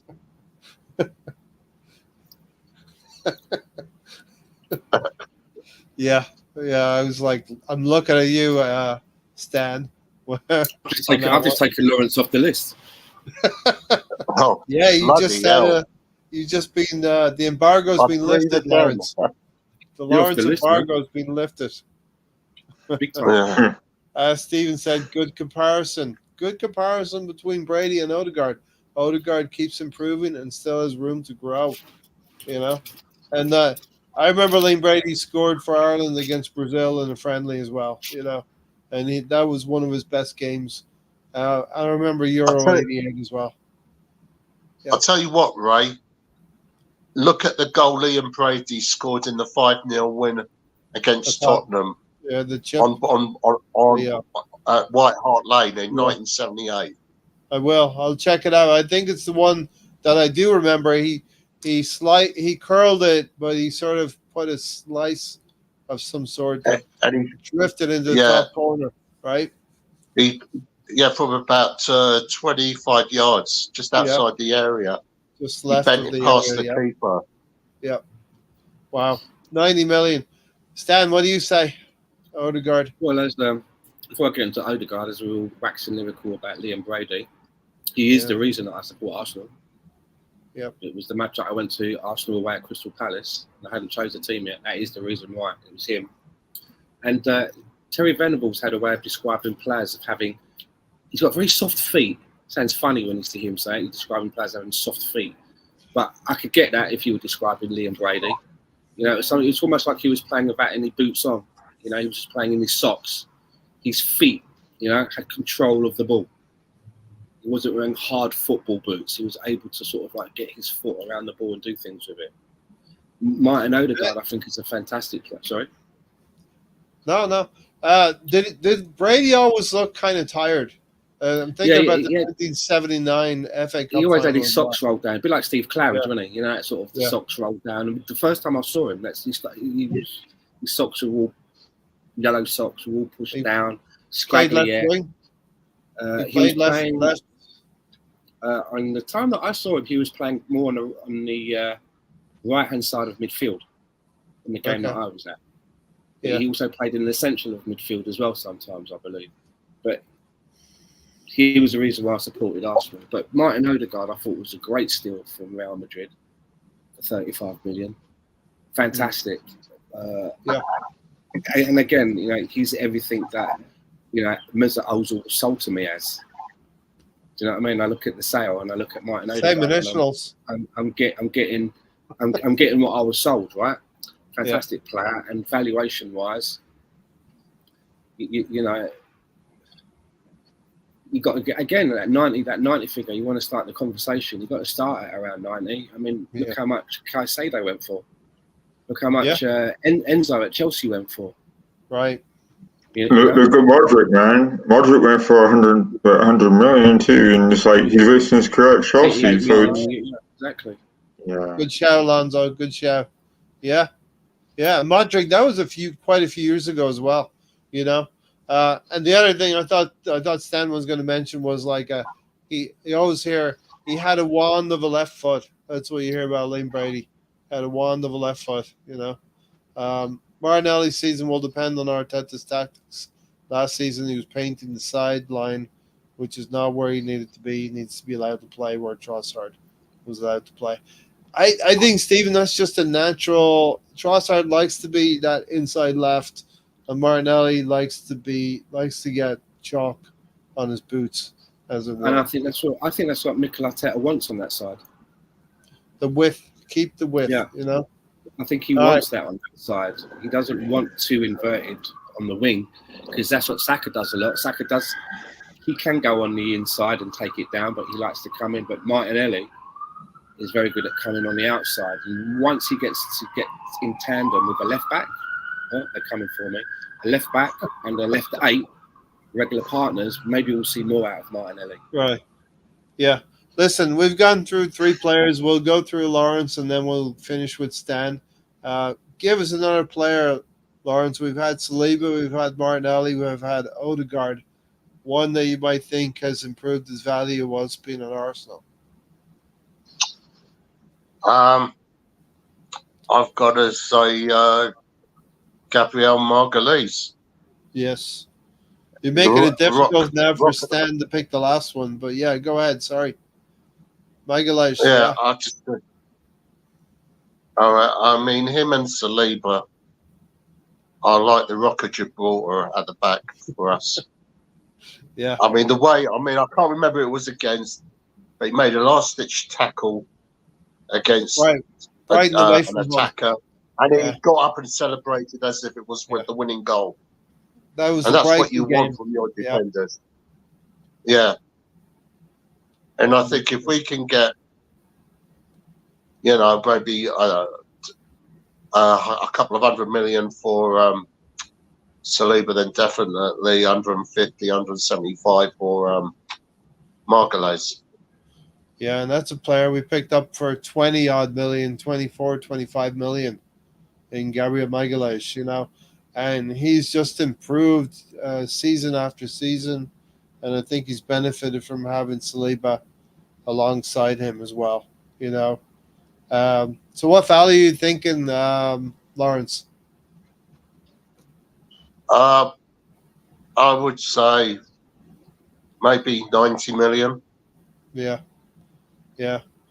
It would definitely be more than 60 for me. Definitely. Yeah. Stan, what are you thinking, Stan? You're on mute, I think. I think 70 million starting point. Yeah. I'll start having a conversation. A little bit older than Saliba, isn't he? Yes. and he's the one who likes to get into the. They're perfect. They're a perfect partnership. He likes to Foil. get involved in physicality. He likes to get involved in the physical stuff, and Saliba's the one who, marks space, is aware of danger around Takes you them. down, takes you into cul-de-sacs. Yeah, leads wingers down to the corner flag where they can't get anywhere. Yeah, so they are the perfect partnership together. And Gabriel Magalhaes has grown as well. You've seen his progression over the last couple of years. Prone to a few mistakes, like the whole team was, but He used to be cleaned that more up rash. last year. He used to be a Yes. lot more rash, and that Yes, seems to have gotten better personally for me. And yeah. he's good at both ends as well, isn't he? He's not shy of contributing with goals either. Yeah. You know, I still remember the one goals against in a season, wasn't it? 6 goals one season. 6 or 7. Yeah, Mhm. and Centre back.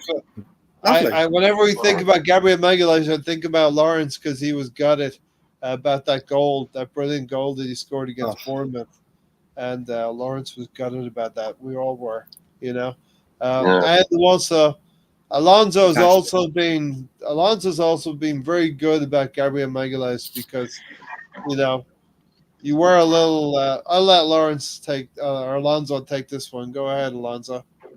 Yeah, so if you guys been here on a podcast long enough, you guys know that I kind of dig out Magalash when some mistakes happened and all that. So now we have a certain detective named Zinchenko that was caused those mistakes, right? So now they probably have a better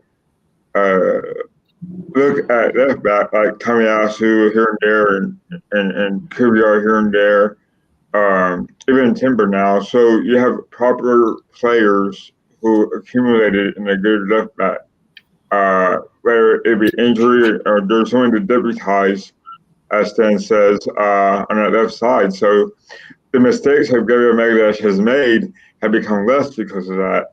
I think Zinchenko was the real issue with Magalhaes making a problem because he was alone by himself because Zinchenko was always attacking. So, I give a lot of credit to Magalhaes on improving his game, being more aware where Zinchenko is, so be better prepared to not make those mistakes happen again. And I think, having Gabriel Saliba there makes his mistakes less common because they both make each other better. So I would give Magalhaes a price tag of around maybe 75 million, or 75 million to start. Right. So you've tripled his value right there, and Steven said Gabriella has to be worth more than what Man United paid for the fridge by at least 20 million. That put him up close to 100 million. But I'm going to go to Stan in a second. And it's hard to pick another player, Stan, who would have increased their value. You got any players in mind, Stan? And then we can move on, unless you want to throw a few names in the pot, and you're on mute there. Maybe you know that, though. Well, I think Saka's reputation continues to grow. Yeah. I don't think his value has gone down. No. I'm not sure. He's probably the one that if we are setting values on players, that goes right over the 100 million mark, for sure. Easily, right? Yeah, you're looking 150, 60, somewhere around now. I would say 140 maybe. I don't know. But I don't know. We're kind of running out of players now. I think Kai Havertz is beginning to hold his value. But there was a time when it was where it was looking for a while. Definitely worth above 65, right now. So it doesn't really leave much. But I think a player that's probably gained value is Ben White. I think his value would have probably increased since he's been with Arsenal. Yeah. In the teams that from where he came from, how much we paid for him. He's probably worth a little bit more than what we paid for him. 60, 70. If we were going to sell him tomorrow, I'd be expecting to turn a profit, not lose money. Tomiyasu is a good one. He's about 18 million. We bought him for 18 from Bologna again, and easily could double that figure for Tommy Essen. Yeah, I'd expect to make a profit on that. Yeah. If I was going to sell him tomorrow. Yeah. And I'd expect right. to make a profit on David Raya as well. Yeah. A small 27 profit. million. Yeah, not bad. We kind of got a good one there from Brentford based on the fact that he only had 1 year left on his contract, and it was the first signing from the summer. So from there, Alonso, we can go into our summer business a little bit, Alonso. We're going to talk about goalkeepers, and Arsenal have been looking around for maybe a second or a third choice goalkeeper. And it looks like it's going to be a goalkeeper from Ajax called Tommy Setford. He's English, and he's an Ajax player. This baby's making the way for Ramsdale to leave, Alonso. Yeah, and Arsenal apparently think very highly of him as well, because they call him a starlet, right? So, yeah, I mean, the future's right, obviously. I think that, I'm going to miss Ramsdale. I wish things didn't go down the way they did last summer. So we don't know what went on there. Obviously, Arteta, I guess, wants more Spaniards on the team. Who knows? But that's a dumb excuse. But What's the right, if that was the case, then I kind of felt bad for Ramsdale because he did help us a lot. He did help us a lot, despite Tony's stats indicate. But that being said, I think that it's kind of different to have a younger goalkeeper learning from Raya. I just hope that it works out for Tommy, and he becomes not a star right away, but hopefully he becomes homegrown in a way that he could play some games, maybe some cup games here and there, or League Cup games, and FA Cup games. So to get his feet wet, hopefully he'll become a success. Yeah, I mean, it's something I'm not totally convinced about what we're doing here in the goalkeeping position. We all know maybe Ramsdale needs to move on now and has to move on. I'd love for him to be second choice again, but he's not going to get enough games. He has to move on. Do we think this Tommy Setford is our third choice? Do you think Hayne is going to be the second choice goalkeeper? I think that's how it's going to have to work out. I mean, I think Hayne has kind of took his. He kind of has been in a waiting for a long time. It seems like maybe 2 years now. So I think he's got to be ready. If not, then when? And I think Tommy's going to be getting some time in the U21s. It seems like, or U18s, maybe U21s more so than that. And I just hope that they take their time with him, because he seems like he's going to be a really good goalkeeper in the future. But he has to get some games in as well if he's going to stay at Arsenal. And it seems like he is. So, we know now in this tour as well that David Raya is probably going to go on holiday. Ramsdale may go on holiday. Lawrence, you could be looking at Karl Hein between the sticks for Bournemouth, and I could be looking at that Iceland kid we got. What's his name? Rasmussen. Ruderson. Let me send him. Ruderson. Whatever his name is. Oh, we signed that guy. We signed and we also signed one to Wrexham as well, isn't it? Or Okonkwo. Okonkwo went on to Wrexham. Yeah. That was kind of annoying to me. I'm watching that Wrexham series, and Okonkwo let his contract run down and left. Yeah. Nothing, Apparently, Ray, his brother plays for Enfield. Arsenal played Enfield in a pre-season game the other night, and Okonkwo's brother was playing in goal for Enfield, and Enfield beat us 2-1. Okay, all right. Yeah. Just thought I could sub that in.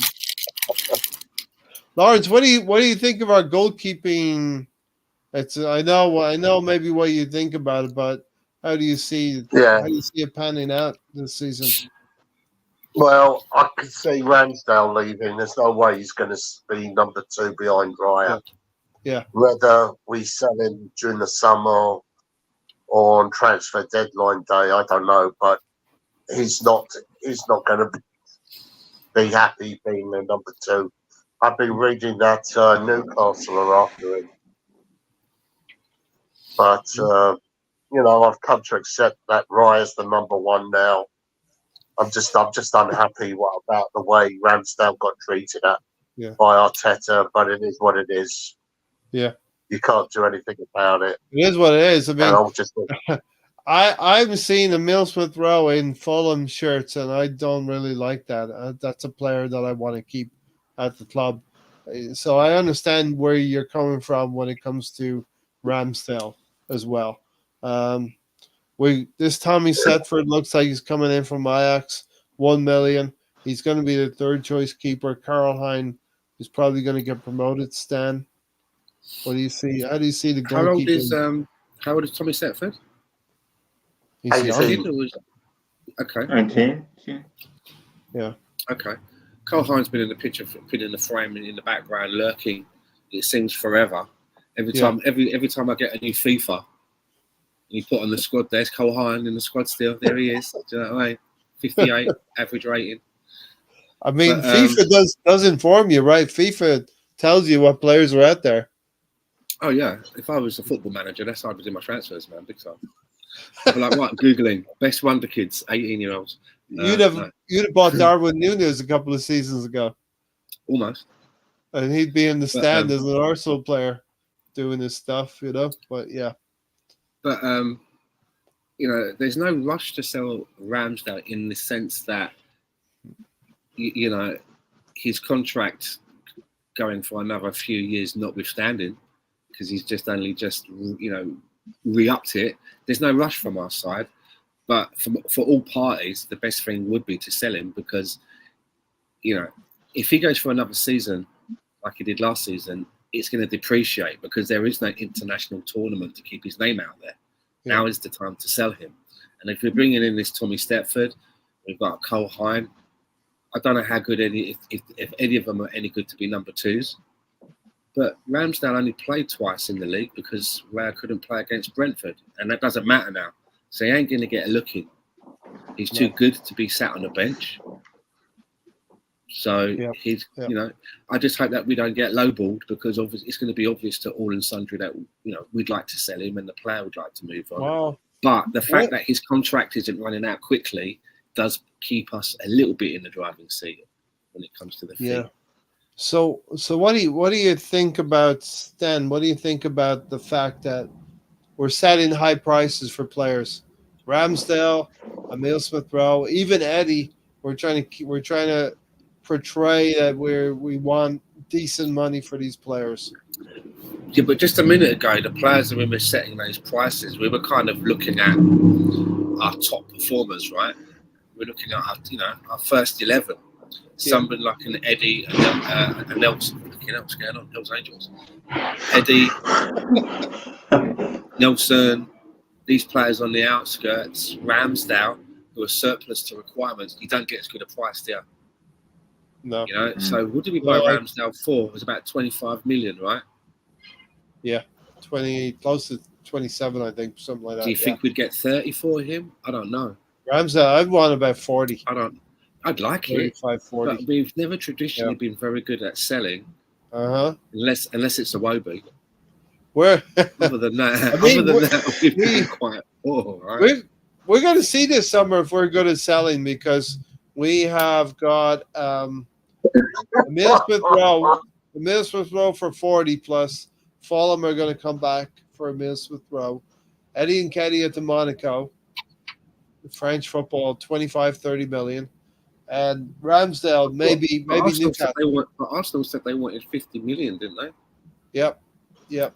For Ramsdale, right? So, yeah. Tom is foreshadowing. He says, Misfit says that Ramsdale played 6 games in the EPL. They're going to play 6 games next season, though. No. So yeah, And listen, I I'm like, don't get generally me wrong, I like Ramsdale. I generally kind of liked him, but Yeah. there's no place for him as a number 2, is it? It's a waste of his resources. If you were him, you'd be like, what the fuck? I'm generally happy that we are Oh. at least saying that the prices for players are going to be higher than. Who the fuck's up pay 30 million for Eddie? Come on. Here we go. Well, we don't know. We don't know. We'll see. Palace isn't gonna pay 30 Maybe million for West Ham, maybe Ipswich, maybe Crystal Palace. You know, but there we go. That's the goalkeeping situation. Arsenal. Not Aston Villa. 'Cause they paid 50 million for Bless you. players. Thank you. Bless you. All right, so we're gonna. Arsenal seem to do this thing every summer, right? In the summer window, we build from the back. We get our goalkeeper, we get our defender, and then we go and get the forward. So next one up is Calafiori. Do we all believe it's still going to happen? Anyone believe it won't happen? I believe it'll happen. Well, there's a Yeah, massive, yeah. the massive I stumbling block. believe in Father Christmas. Is he any better than Kivior? That's the question. Yes, I believe he's better than Kivior. Yes, so that will be upgrading the squad, Tony. Do you believe the deal will happen, Tony? But so does that mean Timber's getting to be on the bench? Is Timber to be on the bench? So, can you answer the question first, and then I will receive a question from you if you give me an answer in reply. I'm just asking you questions. Will the Calafiore deal go through, Tony?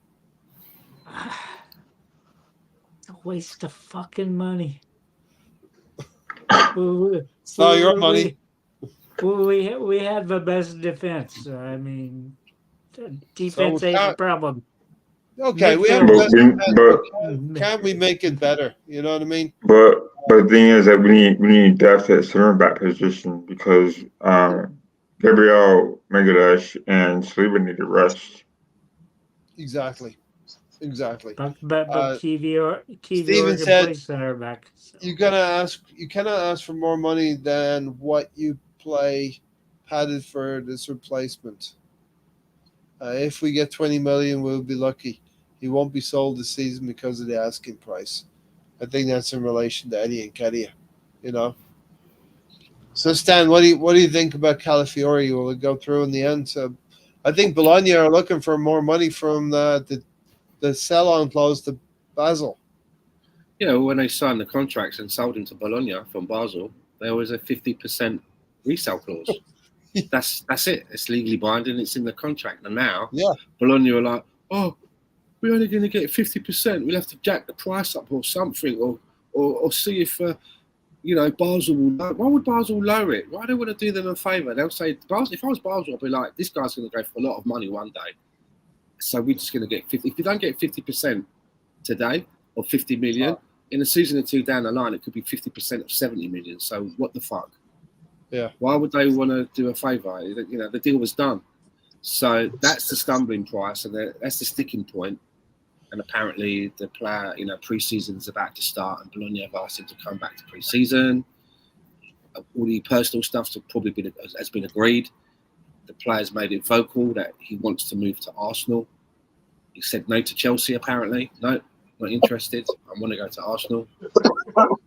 But it's this. It's the fee. Yeah. They want Arsenal to bail them out, basically, for their admin error. Yeah, look, we have money.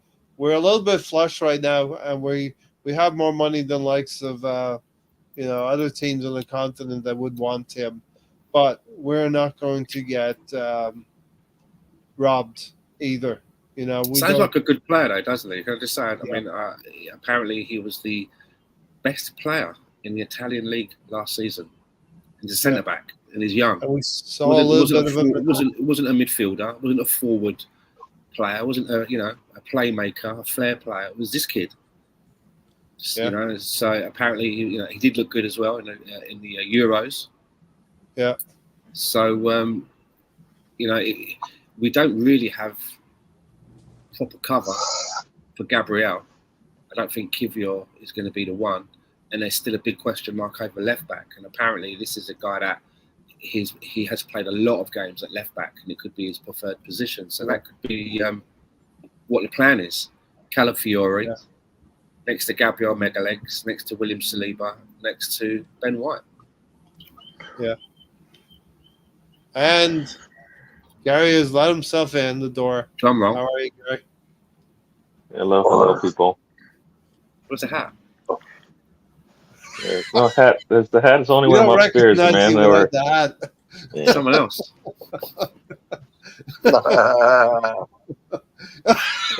What was that?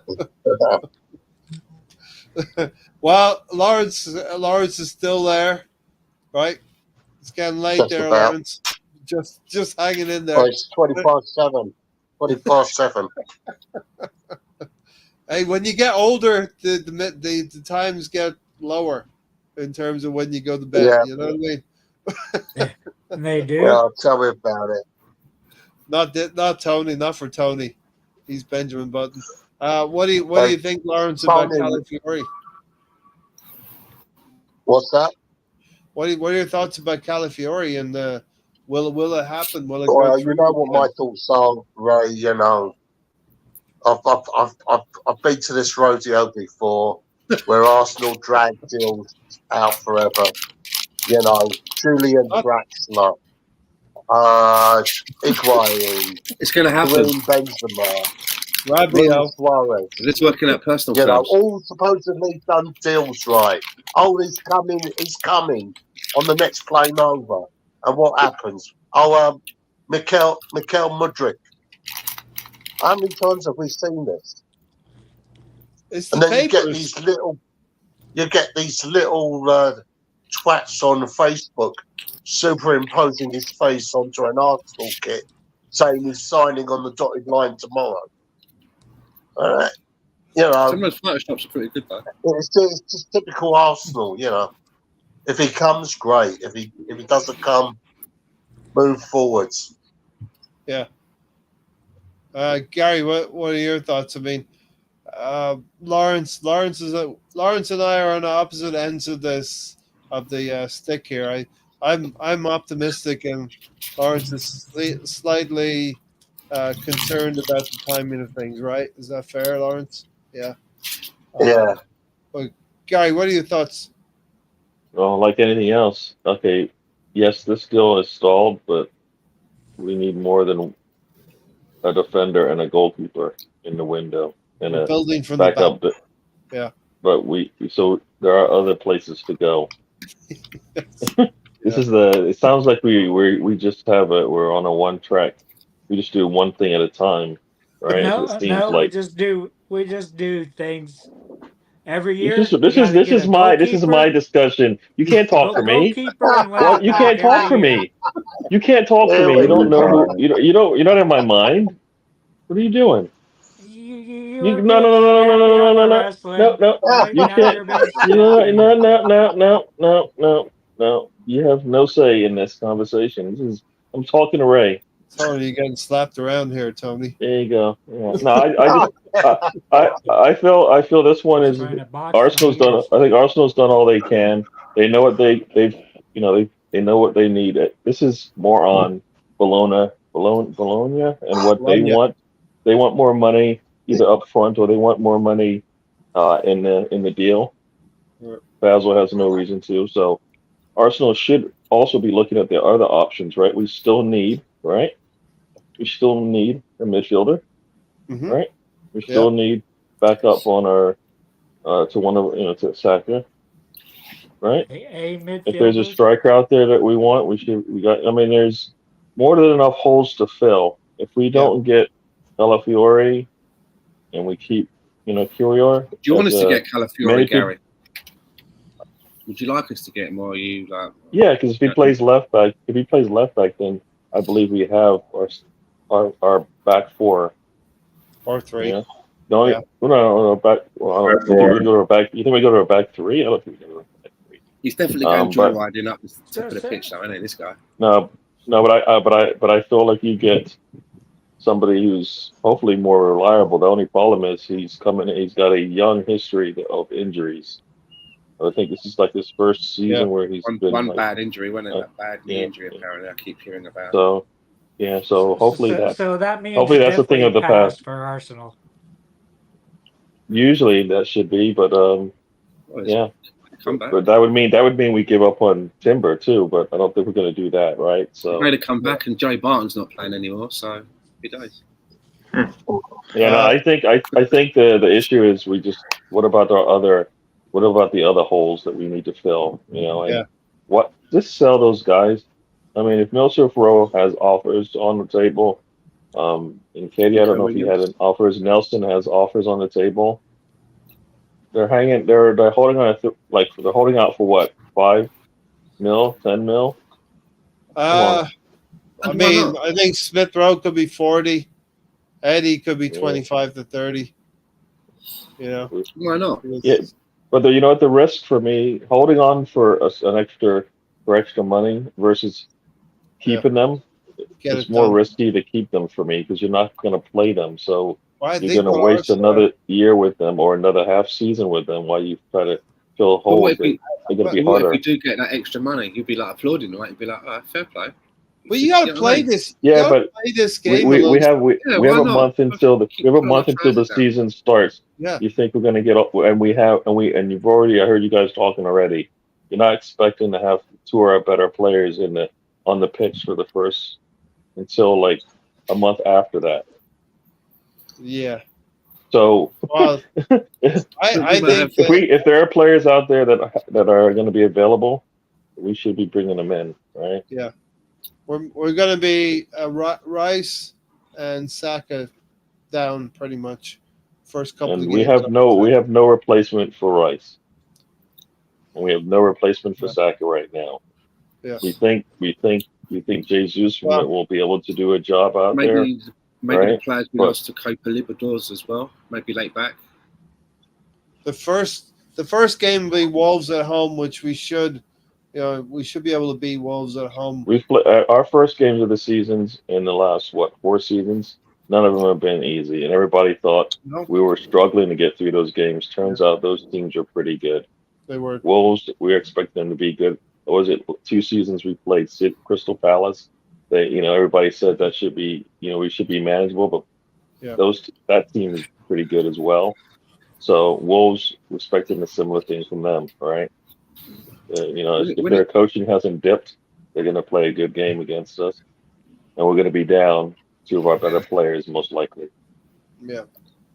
I just get the feeling that this coaching staff, McKelly's people, Edu and all that lot, the way that they are now is very different to how it used to be, where they want the players in for pre-season. They don't want to wait till the last week of the window if they don't have to. They want. That's what I said to Lawrence earlier. They want to be prepared. They want to get them bedded in as quickly as possible. So I think that they're doing I think that they're not dwindling. They're doing as much as they can. They've probably got a lot of irons in various fires, trying to get things to come together. Got players that are on holiday. Players can still answer the phone on holiday or send text messages, right, or work for an agent. But they're not going to come. But they're not going to come to the club, right, until they finish their vacation or whatever, right? I think things are going to happen. There's also talk about this other Spaniard, the midfielder, Mikel Marin, who I think is probably more of a squad player. Which isn't going to hurt. 2 million, they're saying. Why not? We lost an El Neni. He needs to be replaced. So if he can come in and fill that spot and maybe contribute more, I don't see a problem with that. 20 million. But we do need, as Gary says, there are some big holes that we all know about. It's obvious that we need to, do something in the striking area. Is it really just going to be Gabriel Jesus and Havertz going forward, or is something else going to happen there? Is Saka ever going to get anybody to give him competition or to give him some respite? Is Thomas Partey going to be able to last the whole season? And is there going to be any kind of sale or backup and help? We don't need Partey. We don't need Partey to give us a whole season. We need Partey to give us, right now, the way I see it, anywhere from 10 to 20 games. That's And, it. and, I heard, you've not really And settled it's on not the even FA. it's not even like Exactly. it's not even the most difficult games. It's just that we need to be able to rotate. We need to be able to rotate Yeah. and take some of the pressure off of some of our guys. Like you saw late in the season when Partey came in, Rice got like rejuvenated, right? We need that kind of a I was very finance to disappointed with the Thomas question. Partey because he had all of that time out. He had all of that time to recuperate, and he came back fit. And he had 2 games. All he had to do was give us his best 2 games, and he was crap for both of them. Yeah. Crap, absolute shit for both of those. I games. think we thought may his worst games. I was like, we may really? have to, yeah, we may have to Disappointed. accept with Thomas Partey. He's not going to be the Thomas Partey of 2 seasons ago, but he will. Okay, he may not give us the best game ever, but he could be an adequate player, as Gary said, for 15, 20 games a season. Do a job. You know what I mean? Would you rather keep him for another season or sell him for 20 million, 15, 20 million, and get I the would wages? I would Or like would to you keep sell him? him. 200, put him about 180, something like that. You know, the 5 money. Yeah, I think it's time to sell him because I don't think we're going to have a better opportunity if we can get some money for him now. He is getting on in years, and we want to. Somebody will take him for a couple of years. You know what I mean? But Saudi. the price, it's got to be north of 20. Got to be north of 25, I think. Really? He still Really? You he reckon? still has that There's plenty of rape games he is allegation against available. him. Yeah. I mean that Imagine that is gone away, something. yeah? That's something that is We don't there. hear anything about that, do we? We don't hear about it, so there's What can we say about it? Don't hear about all it. I'll say There's is- nothing. I thought it all I was finished. say is like Yeah, right. I thought it was there's squashed. Right. yeah, Lawrence. Yeah, He still has that rape allegation against him. yeah. I think the club just want to get rid of him. I heard that. I heard If they did, they would have sold him that. already. If that was, we've been talking about People that watching this over and later, over man, come again, backwards. trying to keep it quiet on the down low and all that stuff. If that was an issue, they would have sold him already. I have no doubt about that. I mean, they would, or they let him walk if it was that big of a deal. Come on, right? I will say the allegations are not like another club who have been able to move that player on for a decent amount of money. A rival club in Manchester were able to sell a player with a proven incident against him. Let's say, Steven said we need to stop pissing around and get a Partey replacement. That is our biggest need right now. As Partey is unreliable and Rice, is not good enough at the 6. He'd be better at the 8. So, we have these conversations: Rodri versus Rice, and you can't really have that conversation, huh? Is he an 8?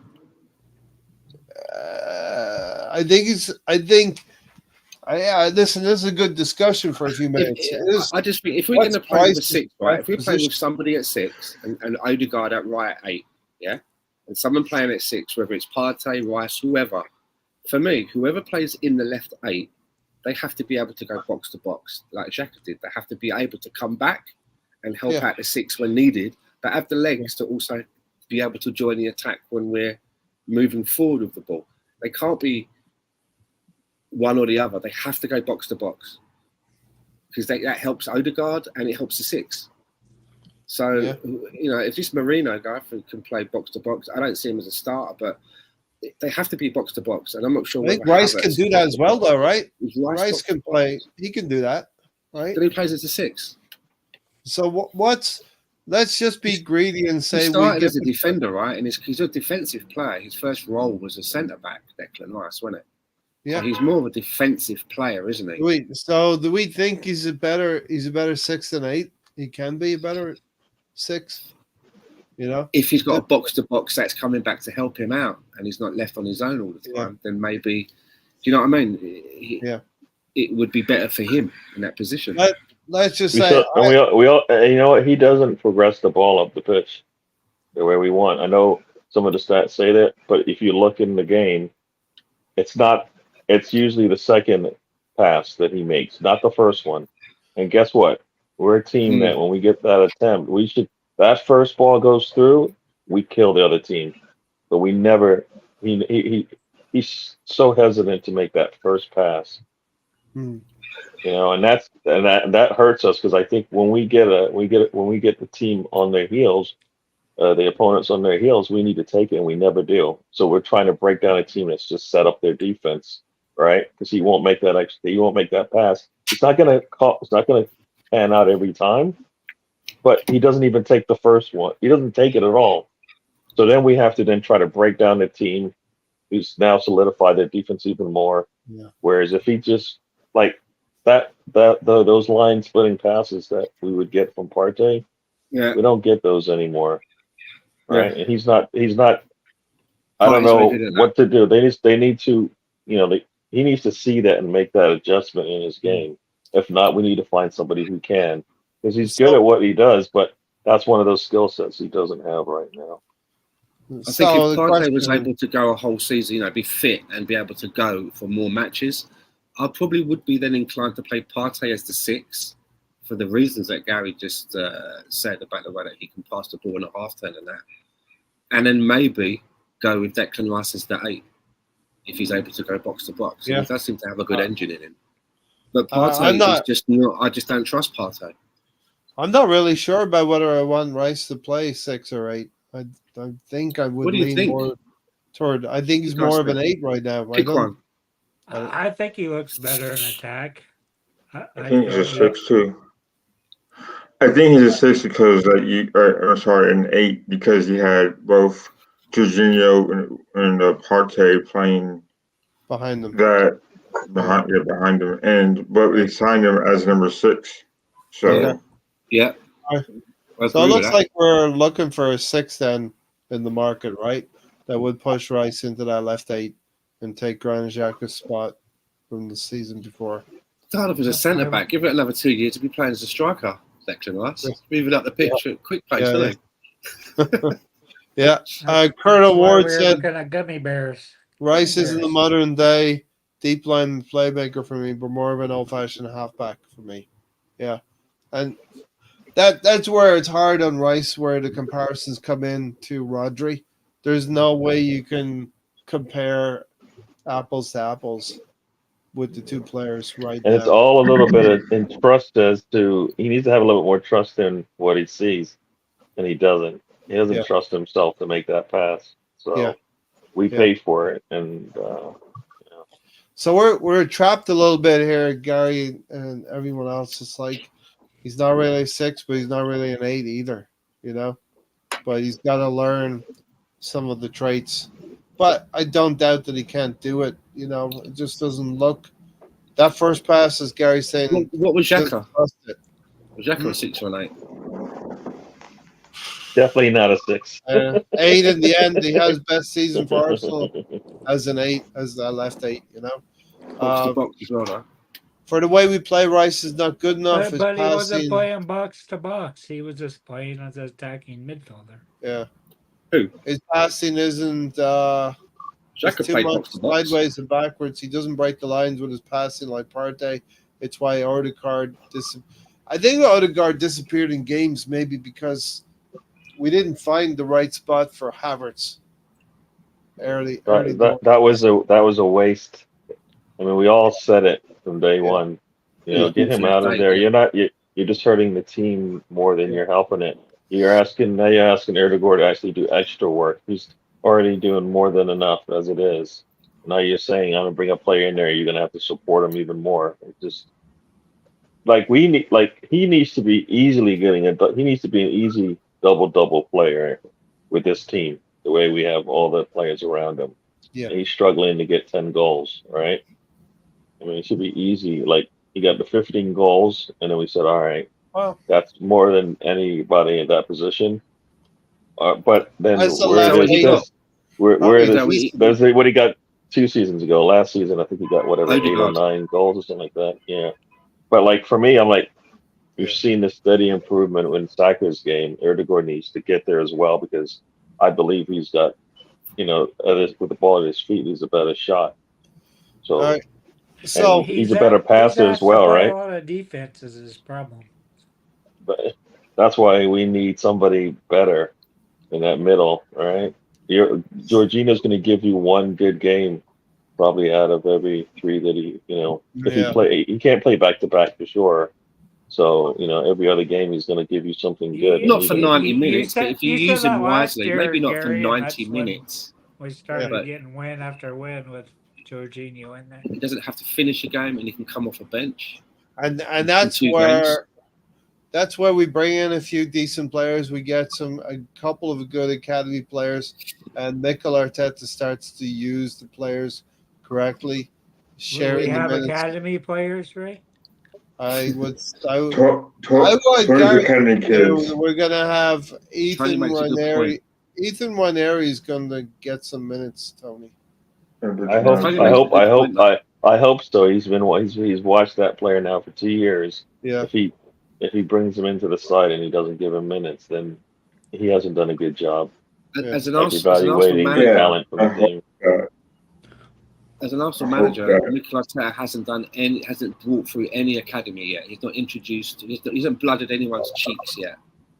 no, Yeah, but I hope if this is a year, I hope that Arteta does bring in Tony's academy kids. It'd be perfect time to do so. Bye, Tony. TAK, Tony's Academy kids. Howard's killed Martinelli on the left when he was left 8 for more than 20 games. Yeah, Stephen, we have to have learned that lesson from last season. It's unfortunate we had to learn that lesson. I mean, that's the other part. He's slow to make that adjustment still. Yeah. Like you can see it. It's not working, coach. It's not working. You know what? It's not working. Like if you can see that The Nuno mustard Tavares pads aren't working. Nuno Tavares is a problem as a left or right back or whatever he was, then you can see that Havertz wasn't working as well. You know what I mean? They're both as clear as day. Right. And who knows what the difference? I mean, that would have just made it. Remember at the beginning of the season it was like, okay, we're gonna bring in Douglas Luiz, and they were like, oh, is that just because we had injuries and stuff? And it's like, in reality, that was the sign. Go get Douglas Luiz, right? Because it would think about it. If Douglas Luiz came in, even if Partey starts or not, it would have been fine. All right. It would been much better than the Kyrgios signing, right? Yeah. And so I think we get signed. Sometimes we don't take them, and they backfire on us because he's probably thinking, you know what, Partey's going to work. And it's like, dude, every year he gives you a minimum number of games. He doesn't give you the max. So Imagine if Jesus We're not. didn't get hurt.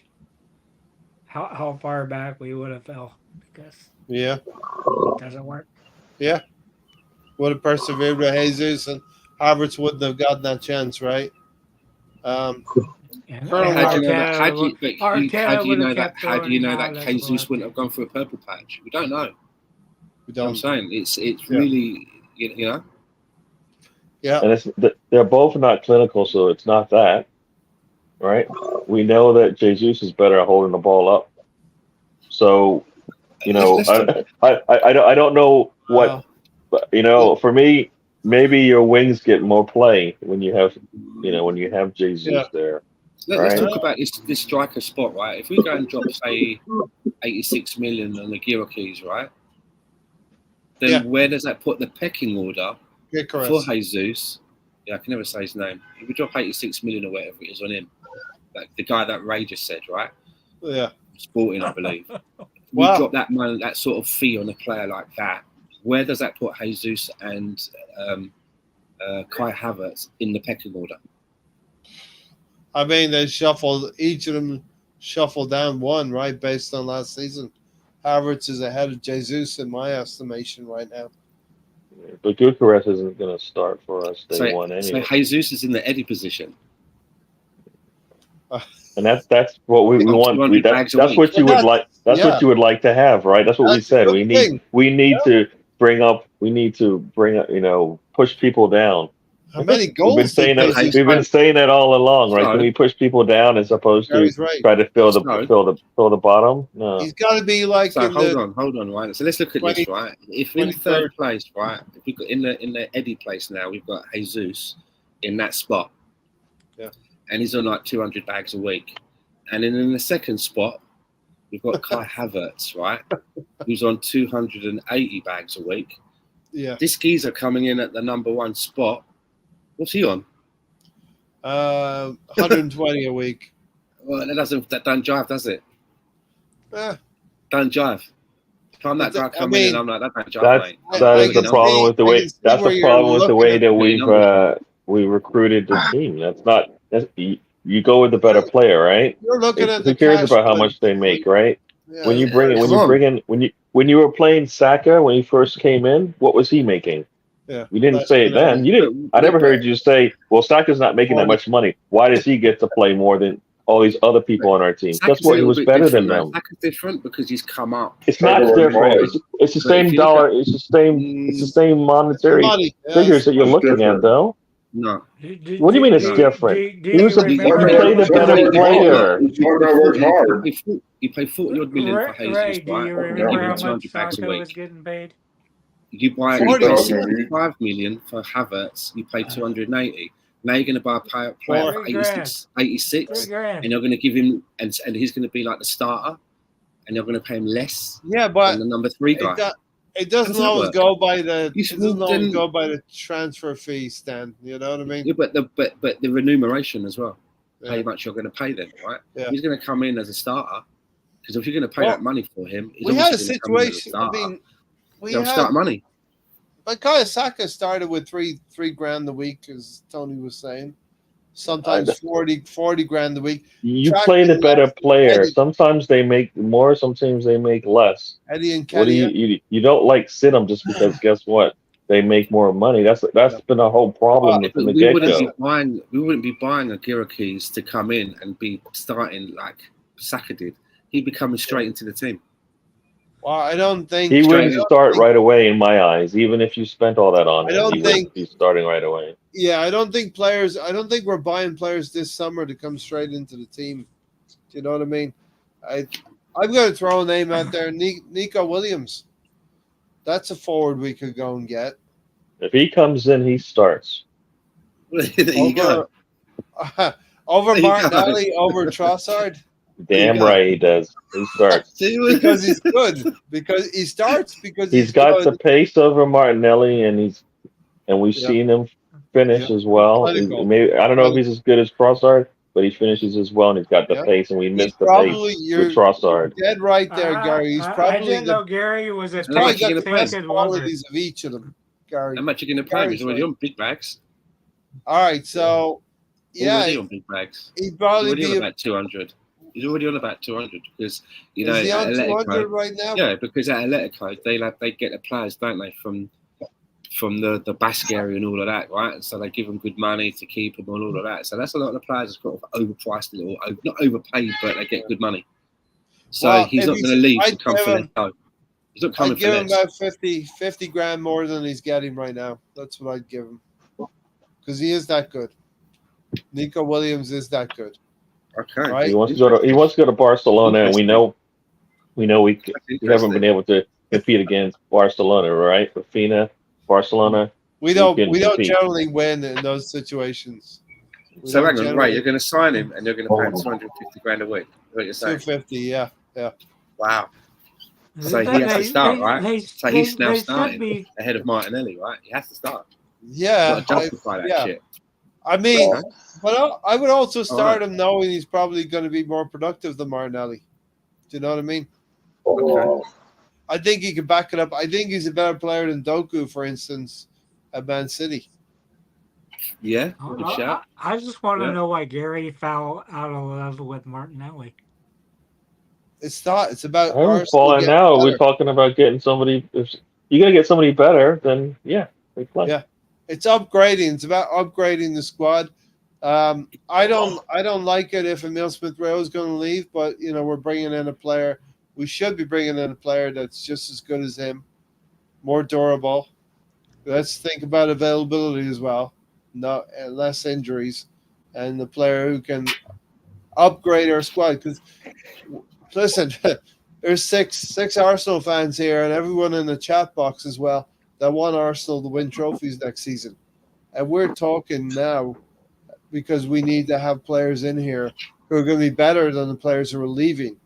And the players who are leaving are going to go to Crystal Palace or Newcastle. They're going to go to teams that are below us. Fulham. Yeah. Or maybe a promoted team like an Ipswich, right? Yeah. So I tell you, a player that stood out to me in the Euros that I think, I wouldn't mind having a bit of that, was Danny Olmo as a left eight. Olmo, yeah. Or if not, maybe if you can't play him and Odegaard in the same team all of the time because it's too adventurous, we do need cover for an Odegaard. I always thought that Kai Havertz was supposed to be the cover for, to be that adventurous attacking midfielder. So we don't have that. If Odegaard gets injured and is out for 3 months, who takes up that? Who's going to pick up that slack? There isn't anybody. I think that kid is gonna, Anwari's gonna be the guy. Teabag? He's gonna share. Oh no! Come on, now you're getting crazy.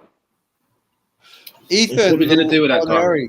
Ethan Nwaneri will probably be that guy, stand in my estimation. To come in for 3 months for Odegaard, if there's an injury, something like that happens. Someone's got to come in for 3 months, man. Well, look, we've been pretty. I mean, with Timber notwithstanding, we've been pretty okay on injuries at Arsenal the last couple of years, right? That's why we need that. We've been lucky. We're not going to have both our center backs play 34, 74 games. There has in been a some season, injuries. Right? We've had some shit injuries, haven't we? Partey, Saliba, Jesus. All right. I take that back. Okay. All right. Yeah. But would we like it, Nico Williams? Then? Yeah. He's and the problem with the Nico Williams one is you got to pay the release. You got to pay the release clause. Can he play on the right? He probably could play on the right and the left. That'd be nice. Yeah, I mean, could. Who knows? Another player I'd like is Eze. Apparently though, but just I was going to say though, apparently Barcelona are really interested in Nico Williams because obviously they have the other winger, right? They've got the young kid, the 16-year-old, Yamin Lamal. And they're thinking they want to pair him up. So that's what Gary was saying as well. So let's just imagine Barcelona. Let's just imagine Nico Williams goes to Barcelona. Let's imagine that want to go to Barcelona around Madrid, don't they? They've got that allegiance in it, Spain, in it. Yeah, you know I mean, from Spain. Does that put Rafinha? Does that bring Rafinha back to England? If Nico Williams apparently Newcastle have shown interest in Rafinha. I was reading. Yeah, but I mean, there's a Brazilian contingent in London Colney as well. Rafinha could be, and he knows about our interests. Rodrigo for me, if you're talking of Brazilian wingers, for me the dream would be Rodrigo. That would be the dream signing. It's Rodrigo. Mm-hmm. Yeah. So we don't know what's going to happen with the forwards or midfield right now. We got Calafiori, and we've got a goalkeeper coming in, an 18-year-old goalkeeper. So that's what's going on so far this summer with the Arsenal. And look, I kind of was thinking the 21st would be when, because you're right. I believe Mikel Arteta and Eddie want to get their signings in early doors, and they have done that the last couple of seasons. Yeah, we've been pretty quick about getting players in. But I can. Rice has just come up on a year of being an Arsenal player now, so that happened mid-July. And that was without a tournament going on as well. So these things take a little time. I heard somebody on a podcast say that July is going to be quiet. We have 2 weeks yet in July, but it's going to be quiet and things are going to be fast and furious in August. You would think as well that usually if they want going to America, they'd like to have a new player to sort of a shiny new toy to for the new Yeah. fans. You know? Not only that, but if you're trying to sell your players, that's also going to tell be you a what. little hindrance, right? You're trying to sell your What's players, that? and they're in America, right? That That's also crazy. puts another kind of I'll tell complexity you in this what, they whole won't be thing. ready for the Bournemouth game. In the shop window, Gary. So I think I saw an interview earlier with Mikel Arteta, and he said he has 4 groups of players now. So the 4 groups are the ones who didn't play any international football, and they went to Marbella for that camp that they had. They've been training for a number of weeks. That's the likes of Ben White. Ben White went there. Eddie and Kelly went there. Oh Odegaard went boy, there. Eddie and Jesus. really, right? Gabriel Jesus went there. Yeah. So Yeah. those are the players you're going to have. Thomas Partey's there. They're going to have first dibs on the preseason. You know, There they're is the players. nothing. I don't think we're going to see anything that's going to say yes. Now we keep them. I'm not saying that. It's just that they're going to No, start. but that's preseason. where I'm at. Yeah. That's why I'm like I don't like. I think it's like almost a wasted Well, exercise. Like, Let me is anybody on this panel going? All right, Reese, Nketiah, Emil Sufro, Fabio Vieira, Tierney. Are we going to see anything different from them? Where you go? Yep, they're going to be part of the first team. No. I think what you're saying is correct, Gary.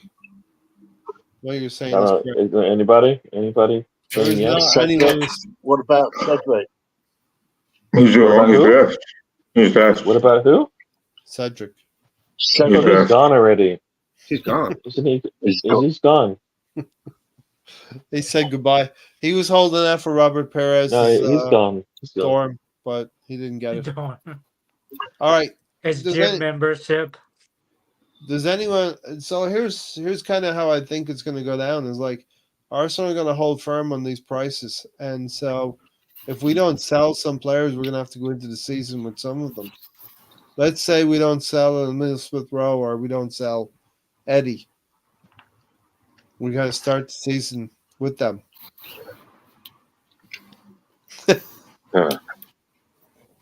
We can't just sell. In an ideal world, right? In an ideal world, you'll sell out Eddie, you'll sell Emile Smith Rowe, you'll sell Ramsdale, but it may not be Nelson. an ideal world. Nelson. All we're doing is just waste. We're just like wasting our time. That's what we do every year. Lokonga's gone on loan. Yeah, and Tavares gone to Italy. Tavares gone to Italy as well. Tavares has gone out on loan, hasn't he? Yeah, that's I thought he's got. Yeah. We haven't sold one player yet. But Gary, Sambi Lokonga's gone as well. But a lot of the other clubs that in the Premier League have not sold players either. Nothing's really started yet. You know what I mean? It's not But I hard bet- to sell players that are perpetually loaning them out, right? How many of these guys just keep going on loan? We are extremely poor at selling players, and it has to stop this season, right? We got to sell players for a decent amount of money. That's why I think we're gonna sell players before we start bringing them in. Right. There's got to be one out before we get one in, Tony. You're right. You know. So is Emile Smith Rowe looks to be the one that's going to go first, right? Already. Well, nice to. If somebody Well, wants apparently there's rumors that Reece Nelson is wanted by West Ham. I saw today for I think 18 million. Yeah. So and then also in Nketiah, I think Marseille are in for him as well. Marseille, yeah. I said Monaco earlier, but it's Marseille. Yeah, Marseille. But there's also I heard a dynamic where Timber could also play at number 6 as well. They could experiment with that. Who's that? Because Timber at number 6. Yeah. Much in the right same way that Carl Jenkinson, or Callum Chambers. You've always had these players that they can play in defensive, but they never do. Well, that's what I heard, right? That's what I heard. I was saying. Yeah, that's a stretch, I think, for Timber, honestly. Hey, Callum did it because he had 2 assists on right fullback, 1 on left, same Well, game. Tony, Callum Chambers is going to be a Cardiff City player, so you and Brownie have something in common now. But he doesn't have his curly locks anymore. I like him for his curly hair. Okay. Okay, move along. He looked like he's like one of the Lannisters. Right, so we wind up in about 15, 20 minutes here, but wanted to take a look at the landscape of the Premier League now. We talked about Man United a little bit earlier. Euro's coming in. He's going to take some time to settle in. Ugarte, I think, is a good signing for them. They're going to be a dirty outfit. I think they're going to pick up the yellow cards and suspensions alongside Lisandro Martinez, and they've got Xerxes as well. Man United do seem to be looking from the outside, do seem to be moving in the right direction, getting their act together. Still will be a little bit behind us, of course. Chelsea, there's rumors about Osimhen coming to Chelsea, but he could potentially go to PSG instead to replace Mbappe, who's gone to Real Madrid. So I think Chelsea will maintain mediocrity. You know what I mean? Do you think Chelsea's going to push up in any way? I think it will a little bit. A little bit? Okay. Well, not into the top 4, right, Tony? And look, I love Chelsea. They're going to be in that Well, 4 right. or 5. Yeah. Ray, have you heard anything about Victor Gyökeres? I heard that's something Arsenal are pushing for. Yeah, Stan was talking about him a little bit earlier as the forward that Arsenal may be looking for, but I think I'd prefer Nico Williams myself. Yeah. You know? I prefer Here's Ollie the thing. Watkins. Here's the thing as well, you know, Stan's talking about Nico Williams picking up a large paycheck, but Gyökeres is going to be about 85 million, whereas Nico Williams will be 50 million. So there's your 30 million you can pay in wages. You're probably still going to be ahead of the game if you paid Nico Williams a decent chunk of change on top of 50 million rather than 85 for Gyökeres, you know? So there's a couple of different ways to look at these things, in my opinion. And who are we? What do we know anyway? It could be the players coming in might be none of the names that we're talking about tonight. You know what I mean? Exactly. So, who knows? Yeah. So, do we think Chelsea's going to be any better? Osimhen probably will go to PSG to replace Mbappe. Man United, Man City, 115 FC.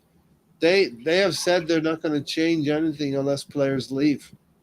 You know, There's one player they've already signed. Who? I don't remember, right? Man City? Yeah. Okay. Brazilian. Brazilian? Mhm. He was about And then 35 million or something like that. Is it Savio? Mhm. it could be Yeah. from the what's Yeah. that? Savio? Well, was it from Girona in Spain? They had a good season last year, but part of the Man City network, let's say. You know what I mean? And then I guess to round off a little bit, what's going to happen with Saudi Arabia? Is Saudi going to come in for players? Salah, It's only 4 clubs. It's about 4 clubs that's owned by the Saudi fund. Yeah, and is Trent Alexander, Terence Trent D'Arby going to go to Real Madrid? Really? That's the word on the street that he may go to Real Madrid. Ooh. At Liverpool. but I wouldn't know anything about Liverpool. I don't pretend to. New manager, Of course, different you ideas. don't. You know, the other manager's got different Well, ideas as a player that he well- wants. It's going to cost a few quid. He sacrifices Terence Trent D'Arby to bring a lot of the money in. You never know, right? New manager's got different ways of doing things. Exactly. Right, And right. you may I need. just- I You just may saw- want to catch it in the Salah too. Yeah, Lawrence. Ray, I just saw a pig fly overhead when you just said you didn't know anything about Liverpool. There's too much I was about being. it. I was being facetious. I was being facetious there. Ray knew Lawrence. Klopp was leaving before Klopp did. So I think Klopp is Ray going to be would the New England instigated. manager, Stan. Jurgen Klopp will be the New England manager. Okay, so Mikel Arteta said earlier there's 4 groups of players. The ones who have not been involved in internationals, we kind of named a lot of those. The international players who only played in friendlies. I can't even think of any of the players who only played in friendlies. And then those that have been participating in the Euros, and they're going to join later. So I think there's an opening for an academy player or two to come into this team now. You know, provided we get the departures we're talking about. We've always had a spot for academy kids. Arteta has to trust what he's seen and what the way he's teaching them, you know, and coaching them from the academy. That's the problem. He doesn't he doesn't trust them. He doesn't trust his own setup. Right? Those players have been in the system since he's been there. If he doesn't trust them, he hasn't trusted them yet. So So I guess when everything boils down to it, if we get 3 players in that Arteta trusts, we're looking at a squad that he trusts that now is about 15, about 18, gone maybe from we don't. 15 to about 18. Maybe we right? don't have someone in our academy who's as good as Lamau. Or maybe we do, but they've never been given an opportunity to shine. So, I mean, it's up to these youngsters now. If they are picked to play in pre-season, they've got to catch the eye. They've got to stand out. If there is a diamond in there, now's the time to make yourself known. Yeah. You know, you put yourself into a position where you have to be on the bench and come off the bench and start playing in games if you've got the talent. All right, is there anything we haven't talked about? Any of you want to throw in the pot, or we can put the wheels down? It's been a week or two it's been a hot minute since I've been on doing a podcast with you guys, so it's good to get back in the swing of things. 7 seasons starting over here. Hopefully, it's a lucky number 7 with a couple of pots at the end of the rainbow here. At the end of this season. Well, should we see? Will we ever see Thomas Partey play right back? There's your rainbows and shit, right? There you go. Lawrence, I'll let you go ahead. You had something, Lawrence. Well, as I said, it's next week. Arsenal are out here, and next Wednesday I'll be at the Bournemouth game, and I'm planning to go there. There's a couple of special events taking place out here. Ian Wright is doing a podcast out here, so I'll be going to that. And there's one from Arsenal Vision. I don't know if you know them, Ray. Arsenal Vision. Yeah, they're doing a podcast. They're coming out. Elliot. They're doing a podcast out here as well. Lawrence is going, Tiger. Lawrence is going. I'm rubbing shoulders with the rich and famous. So, and ESPN has showed the Man United game out here for anyone who didn't know. Nice. So maybe the likes of Kivior, Tomiyasu, White, maybe Timber, and Karl Hein. That's your back 5 against Bournemouth. Odegaard will play, Nketiah, Jesus, Martinelli, maybe not Martinelli. Reece Nelson. ESR. that's the kind of team that we're probably going to put out for the first game, you know. So Fabio Vieira. Fabio Vieira, yeah, would be in chomping at the bit. Who's that? I've never heard Stan say that name before. I have. Well, we as Gary said, we hope that they can play well so that they can boost their price tag for us if they are going to leave and find another club. But yeah, listen, I think we're coming to the end of the show here. So if anyone wants to say anything, say it now or forever hold your peace. Lawrence, you should talk to Clive when you see them. Soothing voice. Okay. I think Lawrence said he's gonna leave you for another podcast. What's that? I said you're gonna leave Ray for another podcast. It sounded like talk about all the other Arsenal. Well, you already left me Shows for it's another podcast. You already left me for another Huh? podcast. I'm a free agent, Ray. You can you can lure me over. We'll have to I think you've devalued. Your price has been devalued since last season, so we'll have to renegotiate. I just tear the contract out. Hey, Tony, you got the Bournemouth game on your phone? Now just re-upped. Do a nose Blue M&Ms. No, it shows just the time from the Arsenal app. What's that? That's Bournemouth? Yep. How many days? 5? 5 days, 23 hours, and 20 minutes. Those 6 days. Tony the sinking ship. All right, listen. Gary, thanks for joining at the end. I Alonso, got the missing leg to be the pilot of the sinking ship. So Tony, thanks for joining, I think, at the end. you think? Alonso, thanks for joining us tonight. Welcome. Lawrence, I want a prediction for the score. Against Oh, yeah. Bournemouth. Definitely. He doesn't do I predictions. definitely make predictions on friendlies. All right. Thanks, Stan, also. Listen, I enjoyed this one. Good to see Gary join us late on as well. And we're out of here. Take care, everyone. We'll see you on the next one. Don't know where, don't know when. Take care.